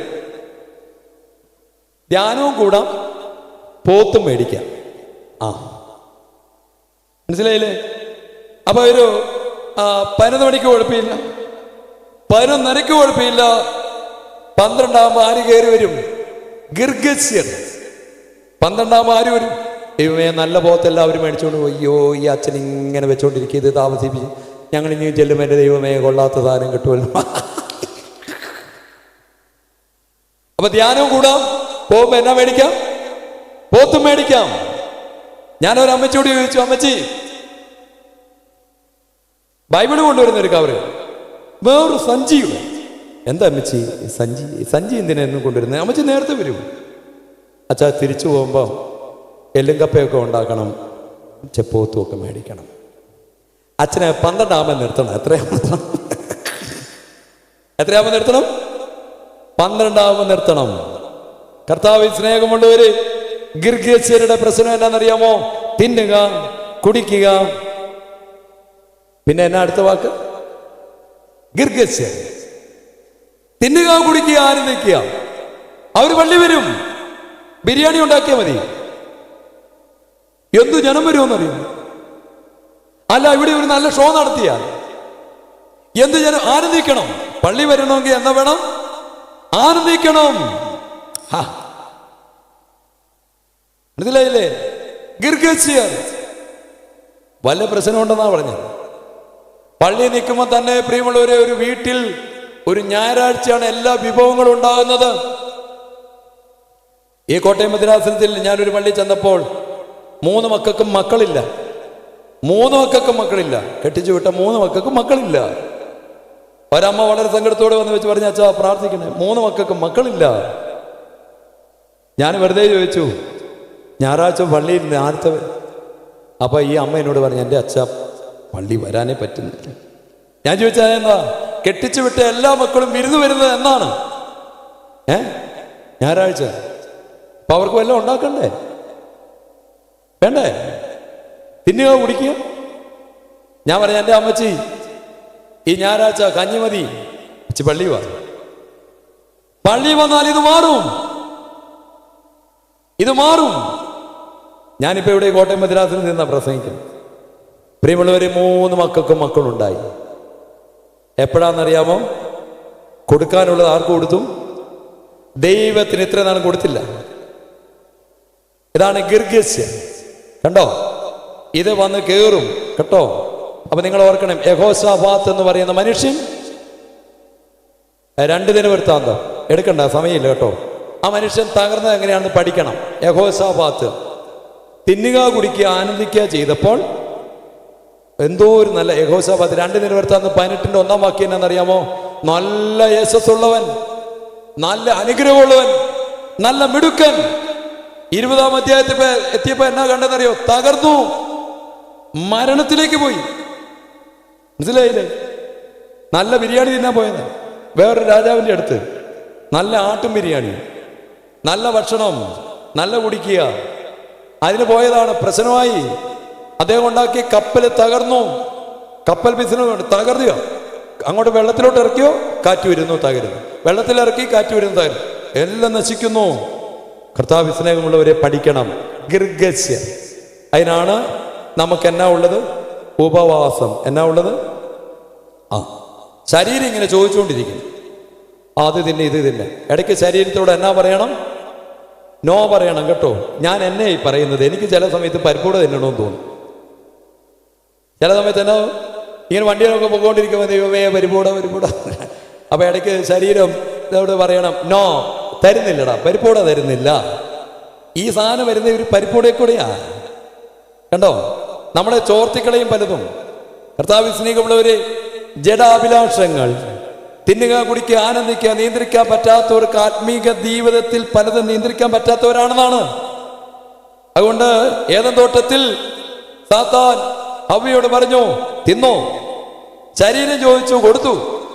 അവിടെയാണ് പാപം മുളച്ചത്. അതുകൊണ്ട് പ്രിയമുള്ളവരെ, ഗിർഗസ്യർ ഒരു പ്രശ്നമാണ്. നമുക്ക് ഒരു നിമിഷം ദൈവസന്നിധിയിൽ തലവണക്കാം. യുദ്ധം നടക്കുന്നത് പുറത്തല്ല, ഒരു മനുഷ്യരോടുമല്ല യുദ്ധം. യുദ്ധം എവിടെയാണ്? ഹൃദയ കനാനിൽ. കണ്ണടച്ച് ഈ ഹൃദയ കനാനിൽ യോശുവയാണ് എല്ലാം ജയിച്ചത്. യോശുവ എന്ന വാക്ക് എബ്രായ ഭാഷയിൽ യഹോശുവ, ഗ്രീക്കിൽ എഴുതിയപ്പോൾ ഈസൂസ് എന്നായി, അഥവാ യേശു. പിതാക്കന്മാര് പറയുന്നു, നിന്റെ ഹൃദയ കനാനിൽ യേശുവിനെ കൂട്ടുപിടിച്ചാൽ, യേശു നിന്റെ ഹൃദയത്തിൽ വ്യാപരിച്ചാൽ എല്ലാ മഹാജനതകളെയും ജയിക്കുവാൻ നീ പ്രാപ്തനാകും. അതുകൊണ്ട് യേശുവാണ് വിശ്വാസത്തിന്റെ നായകൻ, യേശുവാണ് പൂർത്തി വരുത്തുന്നവൻ. ലേഖനം 12-ാം അധ്യായം 2-ാം വാക്യം, വിശ്വാസത്തിന്റെ നായകനും പൂർത്തി വരുത്തുന്നവനുമായ യേശുവിനെ നോക്കിയിട്ട് പറയണം, കർത്താവേ, എന്റെ ഹൃദയ കനാനിൽ അങ്ങൊന്ന് കടന്നു വരാമോ? ഇവിടെ ഹിത്യരും ഹിവ്യരും പെരിസ്യരും എബൂസ്യരും അമോര്യരും ഗിർഗസ്യരും എല്ലാവരും ഉണ്ട്. അനേക തിന്മകൾ മറഞ്ഞിരിക്കുകയും കർത്താവെ, ഞാൻ പോലും അറിയുന്നില്ല. പലതിനോട് ഞാൻ കൂട്ടുകെട്ട് കൂടിയിട്ടുണ്ട്. കുഴപ്പമില്ല എന്ന് പറഞ്ഞ് ഞാൻ നടക്കുന്നുണ്ട്. എൻ്റെ ആത്മീയ ജീവിതത്തിൻ്റെ തളർച്ച ഇത് തന്നെയാണല്ലോ. ഈ 7 ജനതകളെ ജയിക്കുവാൻ ദൈവമേ ഞങ്ങളെ സഹായിക്കണം. കർത്താവ് പറയുകയാണ്, ആത്മീകമായ ആയുധം തന്നിട്ടുണ്ട്. നോമ്പുണ്ട്, ഉപവാസമുണ്ട്, പ്രാർത്ഥനയുണ്ട്, നിരന്തരമായ പ്രാർത്ഥന. ഒരു ബലിപീഠമുണ്ട് നിനക്ക്. അവിടെ എപ്പോഴും കർത്താവ് പറയുന്നു, ഞാൻ നിന്റെ കൂടെയുണ്ട്, നിന്നോടുകൂടെ. ഈ ലോകത്തെ കരുണയോടെ സൃഷ്ടിച്ച പിതാവ് നമ്മോടുകൂടെ. കഷ്ടാനുഭവങ്ങൾ മൂലം ലോകത്തെ രക്ഷിച്ച ആ പുത്രൻ നമ്മോടുകൂടെ. ഉണ്ടായിട്ടുള്ളതും ഉണ്ടാകുവാനുള്ളതുമായ സകലത്തിനെയും പൂർത്തീകരിക്കുന്ന കർത്താവ് നമ്മോടുകൂടെ. ഓ, ഈ ബലിപീഠം വിളിച്ചു പറയുന്നു, കൂടെ ഒരു ദൈവമുണ്ടെന്ന് നീ എപ്പോഴും ചൊല്ലണം. കർത്താവെ, ഞങ്ങളെ ധൈര്യപ്പെടുത്തണമേ, ഉറപ്പിക്കണമേ, ആത്മാവിൽ ശക്തീകരിക്കണമേ. എന്ന ദൈവമേ, ആത്മാവിൽ ഒരു വലിയ കൃപയുള്ളവരായി, ശക്തിയുള്ളവരായി തീരുവാൻ ഞങ്ങളെ അവിടുന്ന് സഹായിക്കണമേ. ഞങ്ങളെ തള്ളിക്കളയരുതേ. ദൈവമേ, പത്രോസ് നിലവിളിച്ചതുപോലെ ഞങ്ങളിതാ പലതിനും താണു പോവുകയാണ്. അങ്ങ് കൈനീട്ടണമേ. ഞങ്ങളെ ചേർത്ത് പിടിച്ച് എവിടെ താണുപോയോ ആ തിരമാലയുടെ മുകളിൽക്കൂടെ എൻ്റെ കർത്താവിൻ്റെ കരം പിടിച്ച് ജയാളിയായി നടന്നു വരുന്ന ഒരു കാഴ്ച കാണാൻ ഞങ്ങളെ, ഞങ്ങളുടെ കുടുംബത്തെ അനുഗ്രഹിക്കണമേ. തന്ന സമയത്തിനായി നിന്നെ അങ്ങ് സ്തുതിക്കുന്നു. ഞങ്ങളെ, ഞങ്ങൾക്കുള്ളവരെയും സകലതിനെയും തരുന്നു. പിതാവിൻ്റെയും പുത്രൻ്റെയും പരിശുദ്ധ റൂഹായുടെ നാമത്തിൽ തന്നെ. ആമേൻ.